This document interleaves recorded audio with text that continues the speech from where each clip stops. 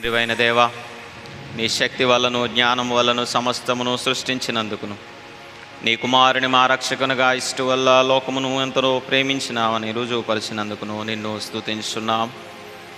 కుమారుడు అయిన దేవ, మా అపరాధముల నిమిత్తము అప్పగింపబడిన నీవు తిరిగి లేచుట వల్ల మమ్మను నీతిమంతులుగా చేయుటకు పాపము తప్ప అన్ని విషయములలో మావలే చేయబడినందులకై నిన్ను స్తుతించున్నాం. పరిశుద్ధాత్ముడు అయిన దేవ, సత్యమంతటిలోనికి నడిపించి మా హృదయములలో దేవుని ప్రేమను కృంభరించినందునకై నిన్ను స్తుతించున్నాం.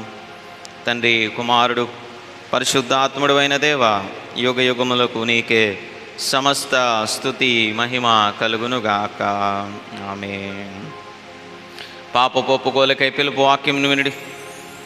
నేను లేచి నా తండ్రి యొద్దకు వెళ్ళి, తండ్రి, నేను పరలోకమునకు విరోధముగాను నీ ఎదుటను పాపం చేసి తిని, ఇక మీదట నీ కుమారుడిని నీ కుమార్తెను అనిపించుకున్నటకు యోగ్యుడను యోగ్యురాలను కాను.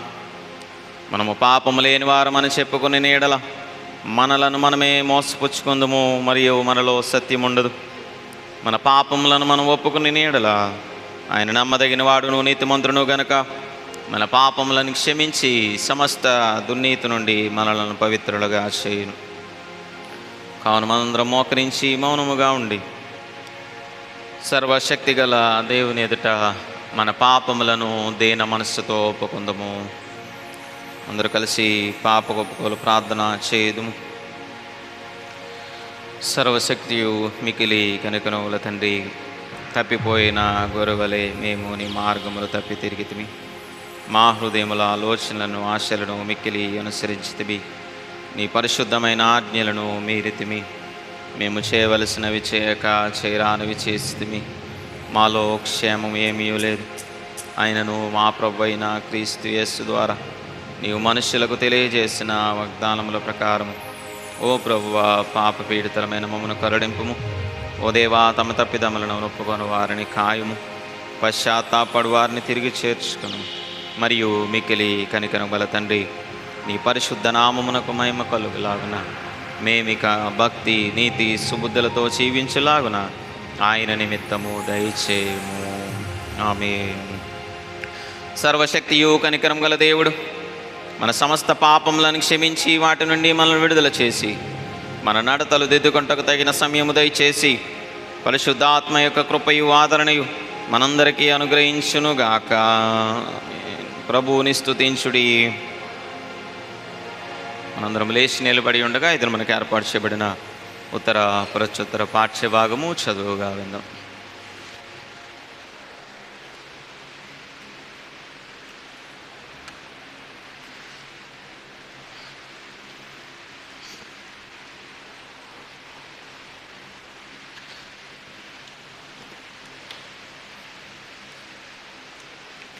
ఈ ఆదివారం కొరకే ఏర్పాటు చేయబడినటువంటి ఉత్తర ప్రత్యుత్తర పాఠ్యభాగము కీర్తనలు. మొదటి కీర్తన, కీర్తనల గ్రంథము నుండి మొదటి కీర్తన మొదటి నుంచి చివరి వరకు ఉత్తర ప్రత్యుత్తర రీతిగా చదువుకుందాం.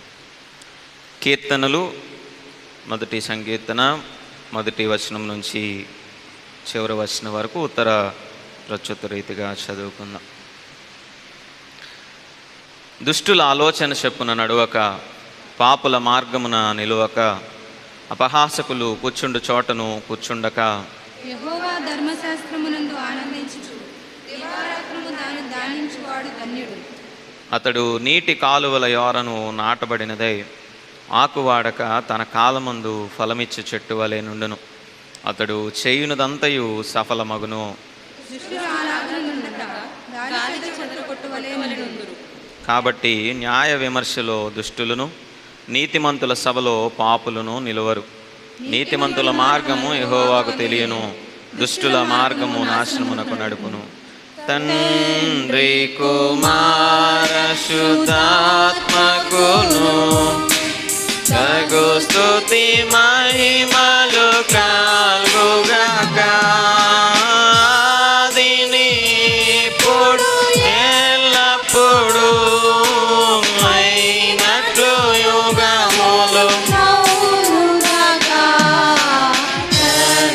కుమార శుద్ధాత్మకును యెహోవాకు స్తుతి మహిమలు కలుగునామేన్. దయచేసి కూర్చోనండి. ఇది మనకు ఏర్పాటు చేయబడిన పాఠ్యభాగంలో చదువుగా విన్నాం.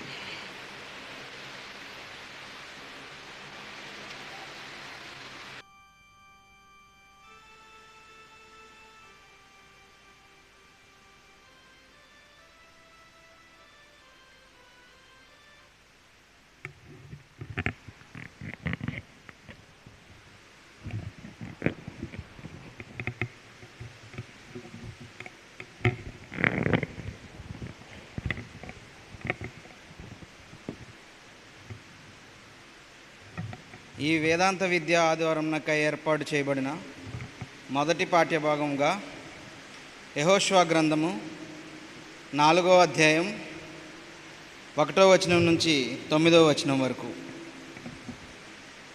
యెహోషువ గ్రంథము 4వ అధ్యాయం 1వ వచనం నుంచి 9వ వచనం వరకు. జనులందరూ యోర్దానును దాటుట తుదముట్టిన తర్వాత యెహోవా యెహోషువతో నీలాగు సెలవిచ్చెను. ప్రతి గోత్రమునకు ఒక్కొక్క మనుష్యుని చొప్పున 12 మనుషులను ఏర్పరచి యాజకుల కాళ్ళు నిలిచిన స్థలమున యోర్దాను నడుమ నుండి 12 రాళ్లును తీసి వాటిని యువతలకు తెచ్చి మీరు ఈ రాత్రి బస చేయు చోట వాటిని నిలవబెట్టుడని వారికి ఆజ్ఞాపించుము. కావున యెహోషువ ఇశ్రాయేలులో సిద్ధపరిచిన 12 మనుష్యులను అనగా ప్రతి గోత్రమునకు ఒక్కొక్క మనుషుని పిలిపించి వారితో ఇట్లనెను, యోర్దాను నడుమనున్న మీ దేవుడైన యెహోవా మందసమును ఎదుట దాటిపోయి ఇశ్రాయేలీయుల గోత్రముల లెక్క చొప్పున ప్రతి వాడును ఒక్కొక్క రాతిని తన భుజము మీద పెట్టుకొని తేవలెను. ఇక మీదట మీ కుమారులు ఈ రాళ్ళు ఎందుకని అడిగినప్పుడు మీరు యెహోవా మందసమును ఎదుట యోర్దానును నీళ్లు ఏకరాశిగా ఆపబడిను. అది యోర్దానును దాటుచుండగా యోర్దాను నీళ్లు ఆపబడిన కనుక ఈ రాళ్ళు చిరకాలము వరకు ఇశ్రాయేలీలకు జ్ఞాపకార్థముగా నుండునని వారితో చెప్పవలెను. అది మీకు ఆనవాలై ఉండును. అందుకే దీన్ని చేయవలెను. యెహోషువ ఆజ్ఞాపించినట్లు ఇశ్రాయేలీలు చేసిరి. యెహోవా యెహోషువతో చెప్పినట్లు వారు ఇశ్రాయేలీల గోత్రంలో లెక్క చొప్పున యోర్దాను నడుము నుండి 12 రాళ్లను తీసి తాము బస చేసిన చోటుకు తెచ్చి అక్కడ నిలవబెట్టిరి. అప్పుడు యెహోషువ నిబంధన మందసమును మోయు యాజకుల కాళ్ళు యోర్దాను నడుమ నిలిచిన చోట 12 రాళ్లను నిలవబెట్టించెను. నేటి వరకు అవి అక్కడ ఉన్నవి. ఇది మొదటి పాఠము.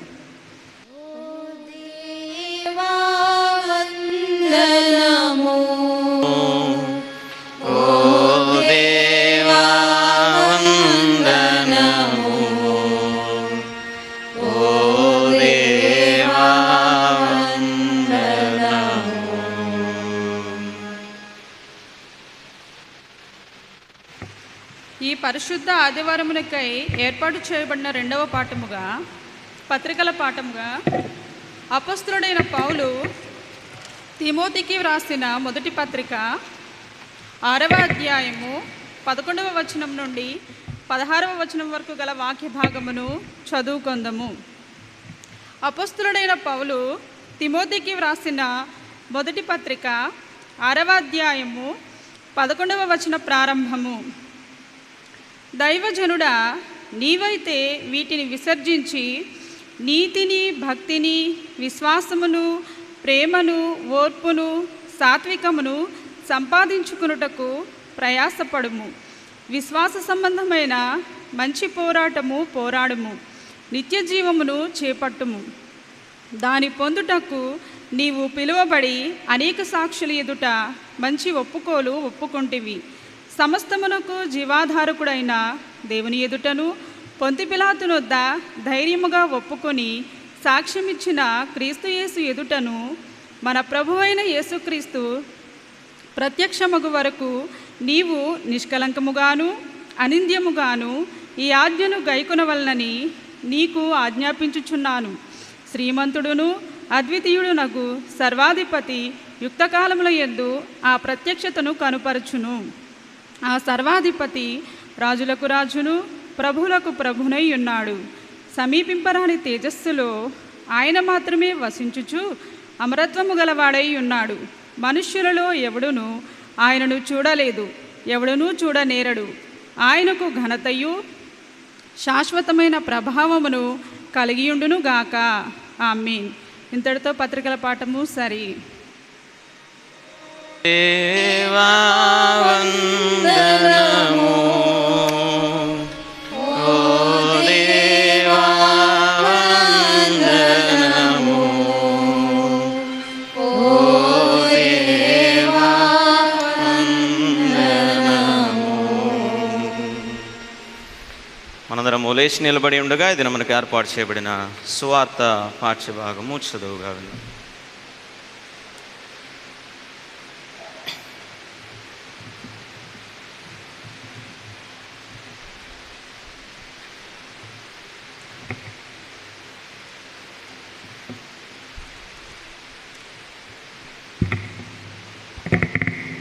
పరిశుద్ధ ఆదివారంకు ఏర్పాటు చేసిన మూడో పాఠముగా మత్తయి సువార్త 13వ అధ్యాయము 1వ వచనము నుండి 9వ వచనం వరకు చదువుకుందాము. మత్తయి సువార్త 13వ అధ్యాయము 1వ వచనం నుంచి ప్రారంభము. ఆ దినమందు యేసు ఇంట నుండి వెళ్ళి సముద్ర తీరమున కూర్చుండెను. బహు జనసమూహములు తన యొద్దకు కూడి వచ్చినందున ఆయన దోణి ఎక్కి కూర్చుండెను. ఆ జనులందరూ ధరిని నిలిచి ఉండగా ఆయన వారిని చూచి చాలా సంగతులను ఉపమాన రీతిగా చెప్పెను. ఎట్లనగా, ఇదిగో విత్తువాడు విత్తుటకు బయలు వెళ్ళెను. వాడు విత్తుచుండగా కొన్ని విత్తనములు త్రోవ ప్రక్కన పడెను. పక్షులు వచ్చి వాటిని మృంగివేసెను. కొన్ని చాలా మన్ను లేని రాతి నేలను పడెను. అక్కడ మన్ను లోతుగా ఉండనందున అవి వెంటనే మొలిచెను. గాని సూర్యుడు ఉదయించినప్పుడు అవి మాడి వేరు లేనందున ఎండిపోయెను. కొన్ని ముళ్ళ పొదలలో పడెను. ముళ్ళ పొదలు ఎదిగి వాటిని అణచివేసెను. కొన్ని మంచి నేలను పడి ఒకటి 100 అంతలుగాను, ఒకటి 6 వంతులుగాను, ఒకటి 30 అంతలుగాను ఫలించెను. చెవులు గలవాడు వినుగాక అని చెప్పెను. ఇంత మట్టుకు మూడో పాఠము సరి. ఓ క్రీస్తు స్తోత్రములు, ఓ క్రీస్తు స్తోత్రములు, ఓ క్రీస్తు స్తోత్రములు.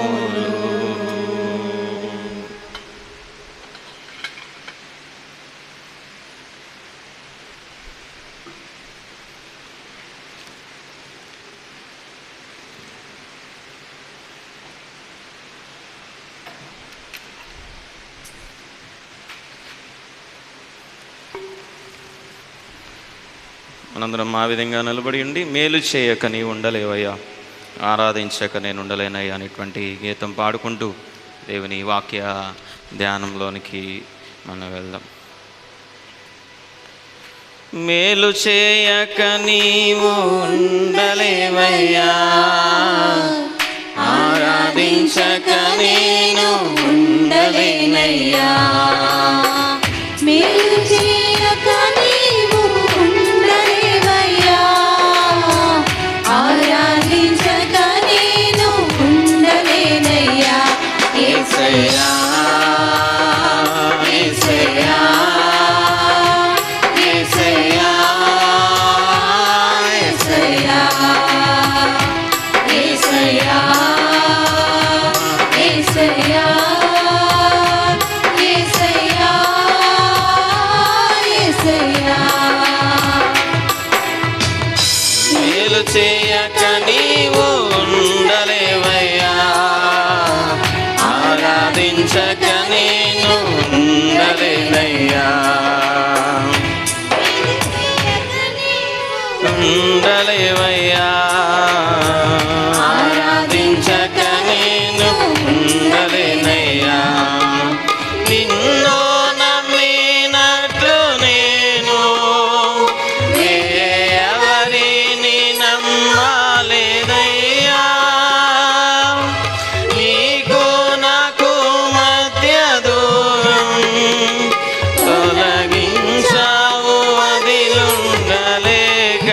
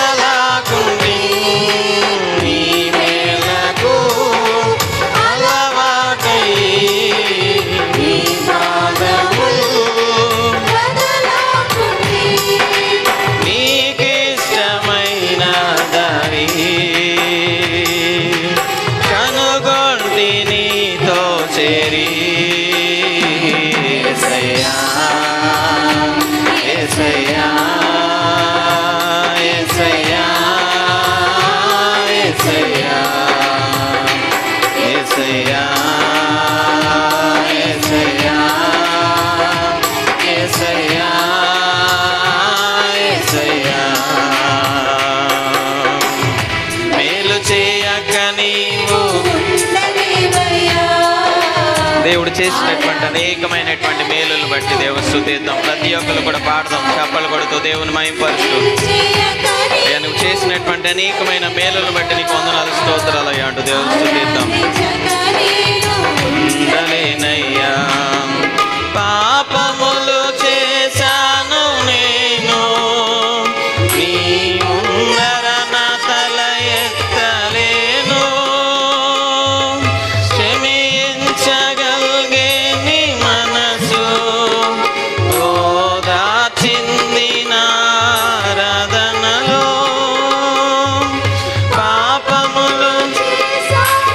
అనేకమైనటువంటి పాపముల చేత దేవునికి దూరం అయిపోతూ ఉన్నప్పటికీ కూడా అయ్యా నన్ను క్షమించినటువంటి గొప్ప దేవుడు నీవయ్యా. అయ్యా నన్ను క్షమించి నన్ను నీ నిత్య జీవం వైపు నడిపిస్తున్నటువంటి గొప్ప దేవానికి వందనాలు స్తోత్రాలు. నా హృదయము నీతో ఉంది, నీకు వేరై మనలేనని. అయ్యా నీకు దూరంగా నేను జీవించలేను యేసయ్యా అంటూ, దేవునికి దూరంగా, దేవుని వాక్యానికి దూరంగా, దేవునికి సన్నిధానానికి దూరంగా ఉండి అయ్యా ఈ లోకంలో నేనేమి సాధించలేనయ్యా.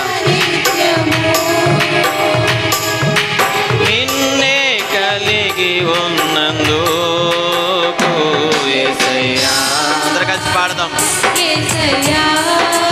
అయ్యా నువ్వు చేసినటువంటి మేళ్లకై నీకు వందనాలు స్తోత్రాలయ్యా అంటూ దేవుని స్తుతిస్తూ చప్పలు కొడుతూ ప్రతి ఒక్కరు కూడా అనేకమైనటువంటి మేలులు మా జీవితాల్లో చేసినటువంటి గొప్ప దేవానికి వందనాలు.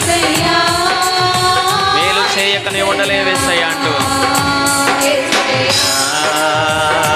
యేసయ్యా యేసయ్యా యేసయ్యా. మరొకసారి పాడుతున్న ప్రతి ఒక్కళ్ళు కూడా స్వరాలైతే నీకు వందనాలు స్తోత్రాలయ్యా అంటూ యేసయ్యా యేసయ్యా.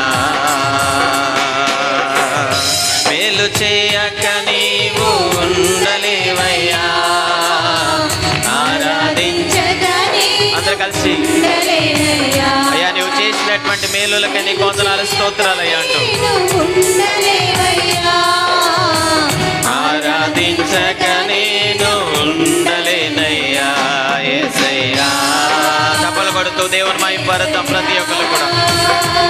అయ్యా నా జీవితంలో నువ్వు చేసినటువంటి గొప్ప మేలును బట్టి వందనాలు స్తోత్రాలు. అయ్యా నీకంటే నమ్మదగినటువంటి వాడు ఈ లోకంలో ఎవరూ లేరేసయ్యా. అయ్యా నీకంటే ప్రేమను చూపించేటువంటి వాడు, నీకన్నా క్షమించేటువంటి వాడు ఎవరూ లేరేసయ్యా.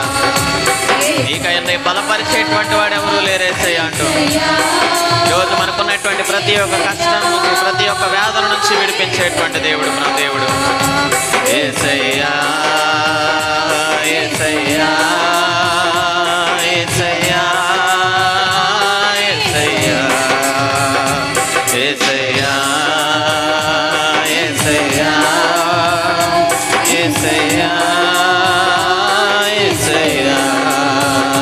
యేసయ్యా యేసయ్యా యేసయ్యా యేసయ్యా. మేలు చేయక నీవు ఉండలేవయ్యా, ఆరాధించక నేను ఉండలేనయ్యా. మేలు చేయక నీవు ఉండలేవయ్యా, ఆరాధించక నేను ఉండలేనయ్యా. అందరికీ చెప్దాం ఒకసారి.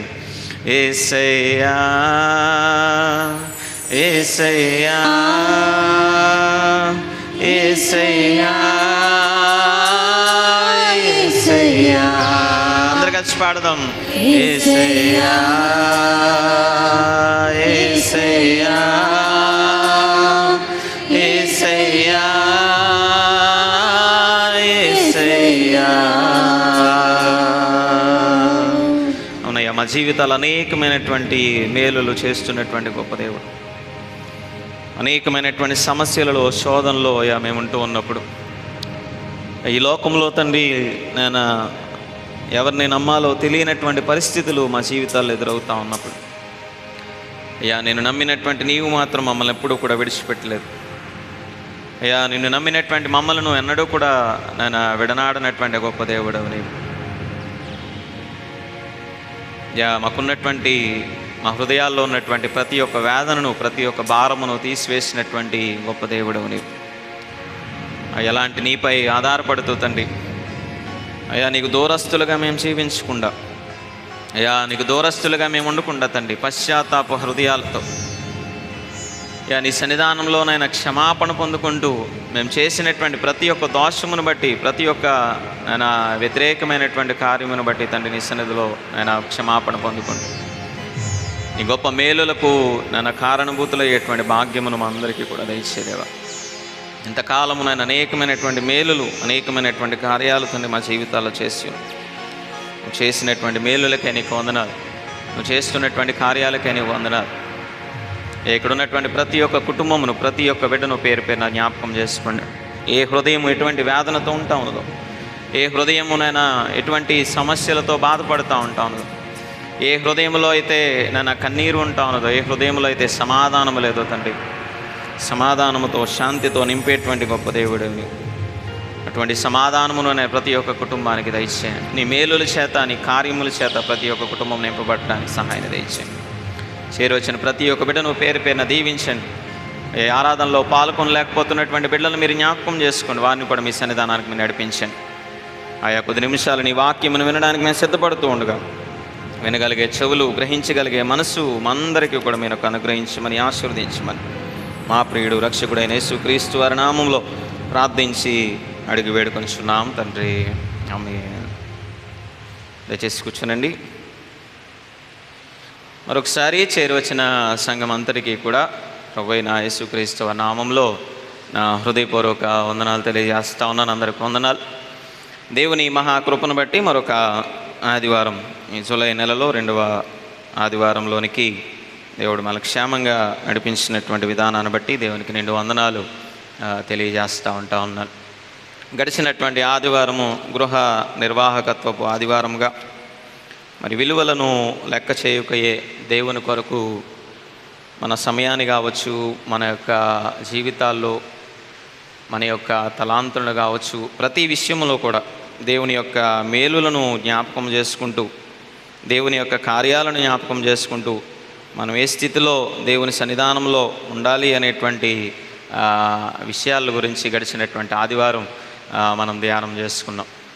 దేవుడు ఒక్కొక్క వ్యక్తికి ఒక్కొక్క తలాంతును దేవుడు ఇస్తూ ఉన్నప్పుడు ఆ తలాంతులను దేవుని కొరకు విలువలను లెక్క చేయకుండా దేవుని కొరకు ఆ తలాంతులను ఇచ్చేటువంటి వారుగా ఉండాలి. అలాగే కొన్ని సందర్భాల్లో కుటుంబాలను కాపాడుకునేటువంటి విషయాల్లో, బంధాలను కాపాడుకునేటువంటి విషయాల్లో అబ్రాము లోతుల కాపరుల మధ్య సమస్య ఏర్పడినప్పుడు ఒక చక్కని గృహ యజమానుడిగా తన బంధుత్వాన్ని కాపాడుకోవడానికి ఏమాత్రము కూడా విలువలను లెక్క చేయకుండా తన సహోదరుని కుమారునికి తనకు కావలసినటువంటి ప్రాంతాన్ని ఇచ్చి, పెద్దవాడైనప్పటికీ కూడా తాను తగ్గించుకొని విలువలను లెక్క చేయకుండా మరి ఆ బంధుత్వాన్ని కాపాడినటువంటి ఒక గొప్ప వ్యక్తిగా అబ్రాము యొక్క జీవితాన్ని మరి గడిచినటువంటి ఆదివారం మనము జ్ఞాపకం చేసుకున్నాం. అలాగే యేసుక్రీస్తు వారి యొక్క పాదాలకు మరి ఆ యొక్క అత్తరును పూసి, అది ఎంతో విలువైనటువంటిది, ఎంతో శ్రేష్టమైనటువంటిది. మరి ఆ అత్తరును సంపాదించడానికి లేదా దాన్ని కొనడానికి ఎంతో కాలం ప్రయాసపడి ఉంటుంది ఆ స్త్రీ. కానీ దేవుని కంటే విలువైనది, ఆయన కంటే విలువ కలిగింది లోకంలో మరొకటి లేదు అని గుర్తించి ఆయన యొక్క పాదాలను కడిగి క్రీస్తు యొక్క గొప్పతనాన్ని, అంటే దేవుని కంటే ఇహలోకంలో మనం విలువను ఇవ్వగలిగినటువంటి వ్యక్తి మరొకరు లేరు అనేటువంటి విషయాన్ని తెలియజేస్తూ ఆయన పాదాలను కడిగి మరి ఆమె చూపించినటువంటి ఆ గొప్ప విశ్వాసం లేదా ఆమె చూపించినటువంటి ఆ గొప్ప ఆదర్శము మనం చూస్తూ ఉన్నాం. డబ్బుకు విలువనివ్వలేదు కానీ దేవునికి విలువనిచ్చినటువంటి స్త్రీగా ఆ స్త్రీ మనం చూస్తూ ఉన్నాం. అబ్రాము ఆస్తికి విలువనివ్వలేదు కానీ ఆస్తి కంటే బంధుత్వానికి విలువనిచ్చినటువంటి వాడిగా మనం చూస్తూ ఉన్నాం. మాసిదోనియా సంఘము తమ కష్టాల గురించి ఆలోచించలేదు కానీ దేవుని పరిచర్య కొరకు దాతృత్వాన్ని చూపించడంలో, తమకు కలిగిన దాంట్లోనే ఎదుటివారికి ఇవ్వడంలో మరి వారి యొక్క దాతృత్వాన్ని చూపించినటువంటి ఒక గొప్ప సంఘముగా మరి ఆ సంఘ పరిస్థితులను మనం చూస్తూ ఉన్నాం. సో ప్రతి ఒక్క గృహము లేదా దేవుడు మనకిచ్చినటువంటి సంఘము లేదా దేవుడు మనకిచ్చినటువంటి సమాజం మరి ఆశీర్వాదకరంగా ఉండాలి అంటే, దీవెనకరంగా ఉండాలి అంటే మన జీవితాల్లో తప్పనిసరిగా కొన్నిసార్లు విలువలను లెక్క చేయకుండా వెలకట్టలేనటువంటి పరిస్థితులలో దేవునికి ఇవ్వాల్సినటువంటి సందర్భాల్లో, అది మన సమయాన్నైనా మనం ఇచ్చేటువంటి ఆ కానుకనైనా దేవుడు మనకిచ్చినటువంటి తలాంతునైనా దేనినైనప్పటికీ కూడా వెలకట్టకుండా దేవుని కొరకు మనం ఎప్పుడైతే వాటిని ఇచ్చేటువంటి వారుగా ఉండగలుగుతాం, దేవుడు తప్పనిసరిగా బలా నమ్మకమైనటువంటి మంచి దాసుడా అనేటువంటి సాక్ష్యాన్ని దేవుడు మన కుటుంబాలకు మన జీవితాలకు ఇచ్చేటువంటి వాడుగా ఉంటాడు అనేటువంటి విషయాన్ని గడిచినటువంటి ఆదివారము మనము జ్ఞాపకం చేసుకున్నాం. ఈరోజు మన యొక్క ధ్యానాంశము దైవ జ్ఞాన విద్య లేదా థియలాజికల్ సండే అనేటువంటి ఈ యొక్క అంశాన్ని గురించి నేటి దినాన్న మనం జ్ఞాపకం చేసుకోబోతూ ఉన్నాం. వేదాంత విద్య అనేది నేటి దినాన్న నేటి సమాజంలో ఎంత ప్రాముఖ్యమైనది, అలాగే ఆ వేదాంత విద్య ద్వారా ఆ దైవ జ్ఞానాన్ని పొందుకోవడం ద్వారా విశ్వాసులను ఏ రీతిగా మనం తయారు చేయగలము అనేటువంటి విషయాలను గురించి నేటి దినాన్న కొద్ది మాటలు మనం జ్ఞాపకం చేసుకోబోతూ ఉన్నాం. ఈ లోకంలో చేసేటువంటి ప్రతి ఒక్క పని విషయంలో కూడా తర్ఫీదు అనేది చాలా ప్రాముఖ్యమైనది, ట్రైనింగ్ అనేది చాలా ప్రాముఖ్యమైనది. డాక్టర్ల దగ్గరికి మనం వెళ్తూ ఉన్నప్పుడు ఒక డాక్టర్ని మనం ఎన్నుకోవాలి అంటే, ఆ డాక్టర్ దగ్గరికి మనం వెళ్ళాలి అంటే మనం తీసుకునేటువంటి నిర్ణయం ఏంటి, అతను ఎంత బాగా చదువుకున్నాడు, ఆ కింద ఎన్ని డిగ్రీలు ఉన్నాయి అనేది చూస్తూ ఉంటాం. అలాగే అతను చేసేటువంటి సర్జరీలు లేదా అతను చేసేటువంటి ఆపరేషన్ విషయంలో కావచ్చు, అతను ఇచ్చేటువంటి ట్రీట్మెంట్ విషయంలో కావచ్చు, ఎంత బాగా చదువుకున్నాడు, ఎంత జ్ఞానవంతుడు, అతను అసలు దీన్ని సరిచేయగలుగుతాడా లేదా, నాకు వచ్చిన సమస్య నుంచి నన్ను విడిపించగలుగుతాడా లేదా అనేది మనం చూస్తూ ఉంటాం. అంటే ప్రతిదీ కూడా తర్ఫీదు అనేది, ట్రైనింగ్ అనేది చాలా ప్రాముఖ్యమైనది. దేవుని వాక్య విషయంలో కూడా నేటి సమాజంలో ఉన్నటువంటి పరిస్థితులను మనం చూస్తూ ఉన్నప్పుడు ప్రాముఖ్యంగా భారతదేశం లాంటి ఒక లౌకిక సమాజంలో అనేక మతాలు, అనేక ప్రాంతాలు, అనేక సంస్కృతులు, అనేక కులాలు కలిగినటువంటి ఈ భారతదేశం లాంటి పరిస్థితులలో దైవ సేవకులుగా నిర్ణయించబడేటువంటి వారు కావచ్చు, దేవుని పరిచర్యను చేసేటువంటి వారు కావచ్చు, అలాగే విశ్వాసపు యాత్రలో కొనసాగేటువంటి విశ్వాసులు కావచ్చు, దేవుని యొక్క వాక్యమును జాగ్రత్తగా తర్ఫీదును పొందుకుంటూ ఆ వాక్యములో జాగ్రత్తగా బలముగా నాటపడుతూ వాక్యానుసారమైనటువంటి జీవితాన్ని జీవిస్తూ ఇహలోకంలో ముందుకు కొనసాగడం అనేది కూడా చాలా ప్రాముఖ్యమైనదిగా నేటి దినాన మనము జ్ఞాపకం చేసుకోవాల్సిన వారమై ఉన్నాం. సో ప్రతి ఒక్క వ్యక్తికి కూడా తర్ఫీదు అనేది లేదా ట్రైనింగ్ అనేది చాలా ప్రాముఖ్యమైనది. నేటి దినాన్న ఈ పరిశుద్ధ గ్రంథంలో మనం చూస్తూ ఉన్నప్పుడు ప్రస్తుత పరిస్థితుల్లో మరి ప్రస్తుత సమాజంలో ఉన్నటువంటి సందర్భాలను మనం చూస్తూ ఉన్నప్పుడు లోకంలో అనేకమైనటువంటి ఇబ్బందికరమైనటువంటి సంఘటనలు, ఇబ్బందికరమైనటువంటి పరిస్థితులు క్రైస్తవ విశ్వాసులకు లేదా మిగతా ప్రజలకు మధ్య ఒక సరైనటువంటి అవగాహన, సరైనటువంటి మాట విధానం అనేది లేకపోవడం వల్ల అనేకమైనటువంటి ఇబ్బందులు ఎదురవుతున్నటువంటి పరిస్థితులు మనం చూస్తూ ఉన్నాం. సో ఇలాంటి పరిస్థితుల మధ్యలో వేదాంతము అనేది లేదా వేదాంత శాస్త్రం అనేది, ఆ వేదాంతాన్ని చేయడం అనేది, ఒక ట్రైనింగ్ అనేది ప్రతి ఒక్క పాస్టర్కు కూడా, ప్రతి ఒక్క సేవకునికి కూడా చాలా ప్రాముఖ్యమైనది అనేటువంటి విషయాన్ని మనము జ్ఞాపకం చేసుకోవాల్సినటువంటి వారమై ఉన్నాం. ప్రాచీన పరిస్థితుల్లో మనం చూస్తూ ఉన్నప్పుడు ఎందుకని ఈ యొక్క థియలాజికల్ కాలేజెస్ లేదా ఈ యొక్క వేదాంత పరిస్థితులను, వేదాంత శాస్త్రాలను ఎందుకు ఏర్పాటు చేస్తూ ఉన్నారు, కళాశాలను ఏర్పాటు చేస్తూ ఉన్నారు, అందులో ఉన్నటువంటి ప్రాముఖ్యత ఏంటి, ఎందుకని కాలేజీలకు వెళ్ళాలి, ఎందుకని చదువుకోవాలి, చదువుకున్న తర్వాతే సేవకులుగా లేదా సేవా పరిస్థితుల్లోనికి వెళ్ళేటువంటి వారుగా ఉండాలి అనేటువంటి విషయాన్ని మనం చూస్తూ ఉన్నప్పుడు సో థియోలాజికల్ ఎడ్యుకేషన్ అనేది ఏం నేర్పిస్తూ ఉంటాం అన్నది థియోలాజికల్ కాలేజెస్లో అనేది మనం ఆలోచన చేస్తూ ఉన్నప్పుడు సో థియోలాజికల్ కాలేజెస్ అనేవి మొట్టమొదటిగా నేర్పించేది ఏంటంటే పరిస్థితులకు అనుగుణంగా ఏ రీతిగా ప్రవర్తించాలో అనేది నేర్పించేది వేదాంత శాస్త్రం అనేది. బైబిల్ కాలేజీకి వెళ్తున్నాం అని అనగానే చాలామంది అనుకునేది ఏంటంటే బైబిల్ కాలేజీకి వెళ్ళగానే ఉదయం పొద్దున్నే 4 గంటలకు లేస్తారు, ఇక పొద్దున్న నుంచి సాయంత్రం పడుకునేంత వరకు ఆదికాండం నుంచి ప్రకటన వరకు చదవడమే తప్ప వేరే పని ఉండదు అని అనుకుంటూ ఉంటాం బైబిల్ కాలేజ్లో. But it is different. Theological colleges మనకు నేర్పించేది, బైబిల్ కాలేజెస్లో నేర్పించేది ఏంటి అంటే ఒక కాంటెక్స్చువలైజింగ్ థియాలజీ. అంటే పరిస్థితులకు అనుగుణంగా ఒక సేవకుడు ఏ రీతిగా ప్రవర్తించాలి, ఒక సంఘము ఏ రీతిగా ఆ సేవకుని యొక్క మార్గంలో నడుచుకునేదిగా ఉండాలి, ఒక పరిస్థితులు అనేవి ఇబ్బందికరంగా మారుతూ ఉన్నప్పుడు ఆ సంఘమును ఏ రీతిగా జాగ్రత్తగా నడిపించాలి అనేది ఆ సేవకునికి నేర్పించేది ఈ యొక్క వేదాంత శాస్త్రం అనేది, లేదా ఆ బైబిల్ కాలేజీ అనేది. ట్రైనింగ్ లేనటువంటి వాడు ఏం చేస్తూ ఉంటాడంటే సమస్య ఏదైనా, పరిస్థితి ఏదైనా ఒకే రీతిగా దాని మీద పోరాటానికి ప్రయత్నం చేసేటువంటి వాడుగా ఉంటాడు. కానీ పరిస్థితులకు అనుగుణంగా ప్రవర్తించడం అనేది నేర్పించేదిగా ఉంటుంది సందర్భానుసార వేదాంతం అనేది. అలాగే రెండవ విషయాన్ని మనం చూస్తూ ఉన్నప్పుడు సంభాషణ ద్వారా సువార్తను ఎలా అందించాలో అనేది నేర్పించేది యొక్క వేదాంత శాస్త్రం అనేది, లేదా ఈ థియలాజికల్ కాలేజెస్లో. అంటే పక్కన ఉన్నటువంటి మతస్థుణ్ణి ఏదో ఒక శత్రువుగానో లేదా ఒక సాతానుగానో చూసేటువంటి విధానాలు కాదు. నేటి దినాన్న సమస్యలకు కారణం ఏంటి? క్రైస్తవ సంఘాల మీద, క్రైస్తవ కుటుంబాల మీద ఇబ్బందికరమైనటువంటి పరిస్థితులు తలెత్తడానికి గల కారణాలు ఏంటి అంటే కొంతమంది తెలిసి తెలియనటువంటి మిడిమిడి జ్ఞానంతో నీ సువార్తను నువ్వు ప్రకటించుకోవడంలో తప్పులేదు. మన సువార్తను మనం ప్రకటించుకోవాలి, దేవుడు మనకిచ్చినటువంటి పని అది సువార్తను ప్రకటించడం. కానీ ఆ సువార్తను ప్రకటించేటువంటి క్రమంలో చాలామంది చేసేటువంటి పని ఏంటి అంటే ఎదుటి మతస్థులను కించపరిచేటువంటి విధానంలో, ఎదుటి వారిని బాధ పెట్టేటువంటి విధానంలో, ఎదుటివారితో సంభాషిస్తూ ఉన్నప్పుడు, పక్కనున్నటువంటి మిగతా మతస్థులతో మాట్లాడుతూ ఉన్నప్పుడు ఇతరులను ఒక శత్రువులుగా చూసేటువంటి విధానాన్ని చాలామంది నేర్పిస్తూ ఉన్నారు నేటి దినాన్న. ఇంకా కొన్ని పరిస్థితుల్లో మనం చూస్తూ ఉంటే కొన్ని సంఘాలలో సేవకులు చెప్పేటువంటి విధానాలు ఎలా ఉంటాయంటే అసలు పక్కన ఉన్నటువంటి సంఘమే ఒక శత్రువుతో కూడినటువంటి సంఘము అనేటువంటి విధానంలో, వారితో మాట్లాడటమే ఒక శత్రుత్వం అనేటువంటి విధానంలో నేర్పించేటువంటి పరిస్థితులు నేటి దినాన్ని ఉంటా ఉన్నాయి. సో ఎందుకు ఇలాంటి సందర్భాలు ఎదురవుతూ ఉన్నాయంటే ఎలా మాట్లాడాలి, వారితో ఏ రీతిగా మనము సంభాషించాలి, వారిని ఏ రీతిగా మనము చేర్చుకోవాలి, వారితో ఏ రీతిగా మనము దేవుని సువార్తను ప్రకటించాలి అనేటువంటి దానికంటే అలాంటి ఆలోచనను, అటువంటి జ్ఞానమును నేర్చుకోలేనటువంటి పరిస్థితుల్లో చాలామంది ఉండిపోతూ ఉన్నారు. సో ఎదుట వారితో, మిగతా మతస్థులతో ఏ రీతిగా మనము సంభాషించాలి, వారికి సువార్తను ప్రకటించడానికి మనం తీసుకోవాల్సినటువంటి జాగ్రత్తలు ఏంటి అనేది ఆ వేదాంత శాస్త్రం అనేది నేర్పించేదిగా ఉంటుంది.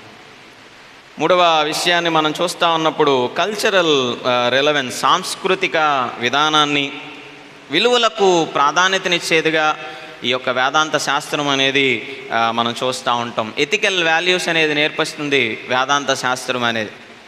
పక్కనున్నటువంటి వ్యక్తి ఇబ్బందిలో ఉన్నప్పుడు, పక్కనున్నటువంటి వ్యక్తి ఈ సమస్యలో ఉన్నప్పుడు మన వంతు సహకారాన్ని, మన వంతు సహాయాన్ని మనం ఏ రీతిగా చేయాలి, అలాగే ఎదుటివారితో మనం ఏ రీతిగా ప్రవర్తించాలి, నైతిక విలువలను, ఎదుటివారికి సహాయాన్ని అందించేటువంటి విషయాలను నేర్పించేది సాంస్కృతికపరమైనటువంటి విధానాల్లో, ఆ సాంస్కృతికపరమైనటువంటి సహకారాన్ని అందించేటువంటి విషయాల్లో ఇది ముందుండేదిగా మనం చూస్తూ ఉన్నాం.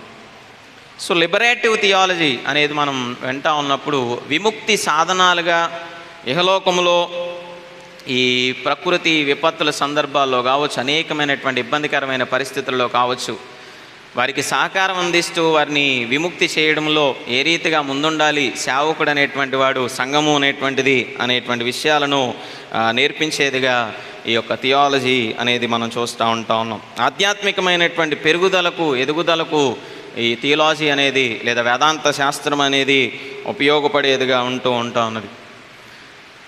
కానీ నేటి దినాన్న పరిస్థితులు మనం చూస్తూ ఉన్నప్పుడు సేవకుడిగా వెళ్ళాలి అంటే ఎందుకులే థియాలజికల్ కాలేజీకి వెళ్ళడం, చదువుకున్నంత మాత్రాన ఏమొస్తుంది అనేటువంటి ఆలోచనలో చాలామంది ఉంటాం. చదువుకున్నంత మాత్రాన ఏదైనా గొప్పవాడా, చదువుకున్నంత మాత్రాన చాలా ఉన్నతమైన స్థితిలో ఉన్నటువంటి వాడా, చదువు లేనటువంటి వాళ్ళు ఎంతమంది లేరు, చదువు లేనటువంటి వాళ్ళు ఎంతమంది సేవను చేయట్లేదు అనేటువంటి ఆలోచనతో మనం ఉంటాం. కానీ చదువుకున్నటువంటి వ్యక్తికి, చదువుకున్నటువంటి వ్యక్తికి వ్యత్యాసాలు ఎప్పుడు తెలుస్తాయంటే బైబిల్ ఎవరైనా బోధించగలుగుతారు, ఇక్కడ ఉన్నటువంటి మీలో ఉన్నటువంటి వారిలో కూడా అనేక మంది బైబిల్ను బోధించగలిగినటువంటి సామర్థ్యాన్ని కలిగినటువంటి వాళ్ళు ఉంటా ఉన్నారు. బైబిల్ను బోధించడం అందరికీ తెలుసు, కానీ సమాజంతో ఏ రీతిగా నడుచుకోవాలో, చుట్టూ ఉన్నటువంటి పరిస్థితులు కఠినంగా మారుతూ ఉన్నప్పుడు వారితో ఏ రీతిగా మనం ప్రవర్తించాలో, ఒక చక్కని సంభాషణ మిగతా మతస్థులతో, మిగతా వారితో కలిసి ప్రయాణం చేస్తూ దేవుని సువార్తను మిగతా వారికి ఏ రీతిగా అందించాలో అవన్నీ కూడా నేర్పించేది మాత్రము కేవలం ఈ యొక్క తర్ఫీదు నొందినటువంటి పరిస్థితులు మాత్రమే.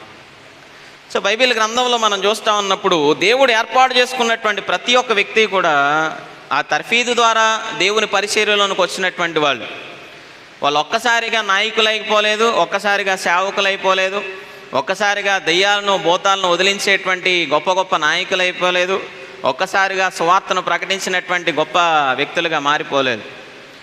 మోషే ఐగుప్తు దేశంలో ఉండి ఒక నాయకత్వపు లక్షణాలను ఐగుప్తు దేశంలో నేర్చుకున్నాడు. ఫరో ఇంట్లో ఉండి అనేక సంవత్సరాల పాటు ఒక నాయకుడు అంటే ఎలా ఉండాలో, ఒక అధికారి అంటే ఎలా ఉండాలో, అధికార బలాన్ని ఎలా చూపించాలో అనేది నేర్చుకున్నాడు మోషేని. దేవుడు ఫరో ఇంటికి జాగ్రత్తగా నడిపించడానికి గల కారణం ఏంటి అంటే, ఒక రాజు యొక్క గృహములో ఉండి నాయకత్వపు లక్షణాలు నేర్పించాలి అని.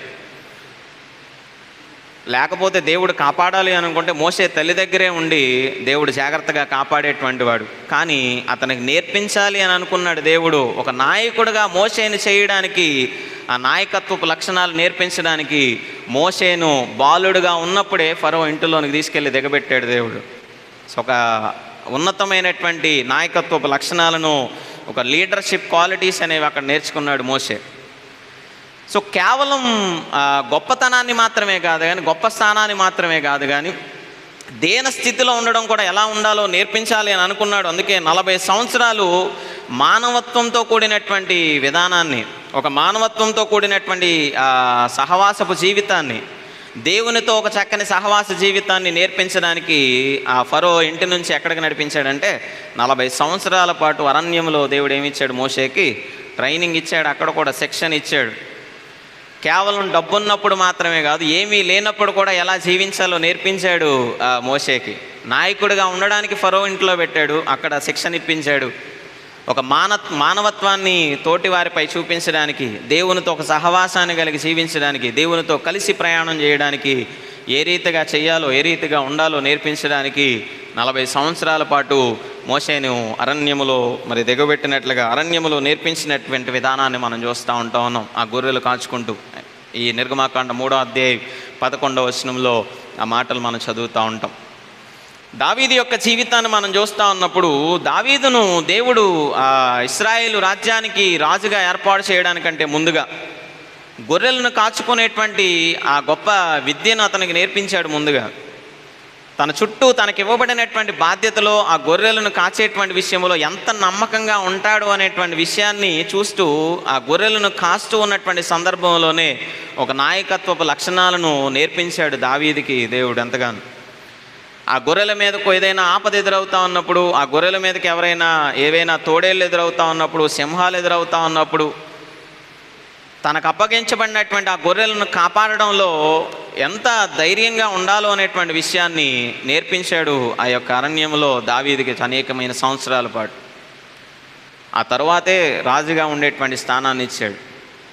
కేవలం అంత మాత్రమే కాదు కానీ ఆ యొక్క సమూయేలు అభిషేకించినటువంటి తర్వాత నుండి రాజ్యాధికారం పొందుకునేంత వరకు కూడా దేవుడు ఎంతగానో ప్రిపేర్ చేశాడు దావీదుని. ఎన్నో ఆటంకాలు, ఎన్నో ఇబ్బందులు, ఎన్నో సమస్యలు, శోధనలు, ఎన్నో రకాల నిందలు, అవమానాలు పడుతూ రాజ్యాధికారాన్ని చేరేంత వరకు కూడా దేవుడు ఏం చేస్తూ ఉన్నాడు? దావీదుకి శిక్షణను ఇస్తానే ఉంటా ఉన్నాడు. తన చేతికి శత్రువు చిక్కినప్పటికీ కూడా ఏ ఒక్క మాట కూడా మాట్లాడకుండా ఆ శత్రువుని వదిలిపెట్టేంతటి అంత ప్రేమను దావీదు యొక్క హృదయంలో ఉంచాడు దేవుడు. అలా శిక్షణ ఇచ్చాడు దావీదుకి. దావీదుని డైరెక్ట్గా గొర్రెల కాపరిగా తీసుకొని అక్కడ యెషయా కుమారుడు అని చెప్పి అభిషేకించిన వెంటనే తీసుకువెళ్ళి రాజ్యాధికారాన్ని దావీదుకి ఇవ్వాలి. శిక్షణ ఇచ్చాడు దేవుడు. ఆ శిక్షణలో నడిపించాడు అనేక సంవత్సరాలు. సమూయేలు ఏలీ దగ్గర శిక్షణ పొందాడు.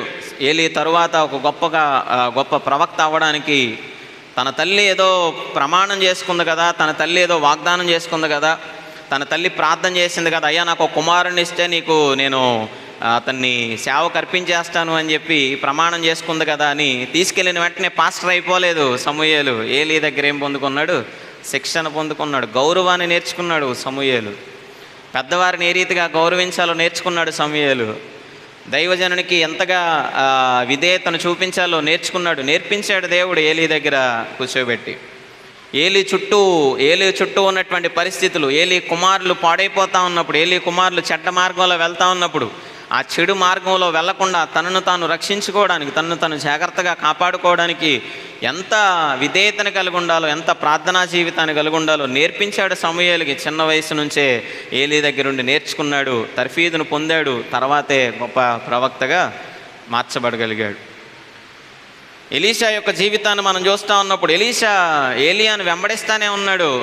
ఆ ఎలీషా తరువాత ప్రవక్తగా మార్చబడేంత వరకు కూడా అతని దగ్గర శిక్షణ పొందుతూనే ఉన్నాడు. దేవుడు శిక్షణ ఇస్తూనే ఉంటా ఉన్నాడు. దేవుని యొక్క ఆశీర్వాదాన్ని పొందుకునేంత వరకు కూడా, దేవుని యొక్క దీవెనలు పొందుకునేంత వరకు కూడా శిక్షణ ఇస్తూనే ఉన్నట్లుగా మనం చూస్తూ ఉన్నాం. ఇవన్నీ పక్కన పెడితే పామరులైనటువంటి శిష్యులు కదా వాళ్ళందరినీ ఏర్పాటు చేసుకున్నాడు. వాళ్ళే పాస్టర్లు అయినప్పుడు లేదు, వాళ్ళే శిష్యులు అయినప్పుడు లేదు, కానీ ఏమీ చదువు లేకుండా మేము అవ్వకూడదా అని అనుకుంటూ ఉంటాం చాలామంది. కానీ వారిని ఏర్పాటు చేసుకున్నటువంటి యేసుక్రీస్తు 3 సంవత్సరాల పాటు వారికి తర్ఫీదుని ఇస్తానే ఉన్నాడు. ఆయనతో పాటు తిప్పుకుంటానే ఉన్నాడు 3 సంవత్సరాల పాటు. వాక్యం ఎలా బోధించాలో నేర్పించాడు యేసుక్రీస్తు. దెయ్యాలను ఎలా వెళ్ళగొట్టాలో నేర్పించాడు యేసుక్రీస్తు.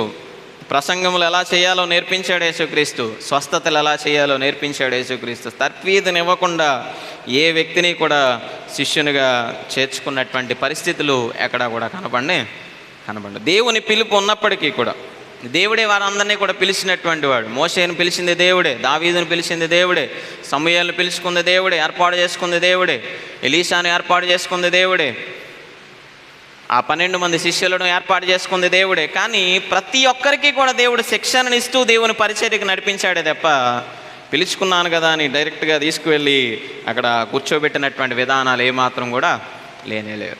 సో శిక్షణ అనేది అవసరం తప్పనిసరిగా.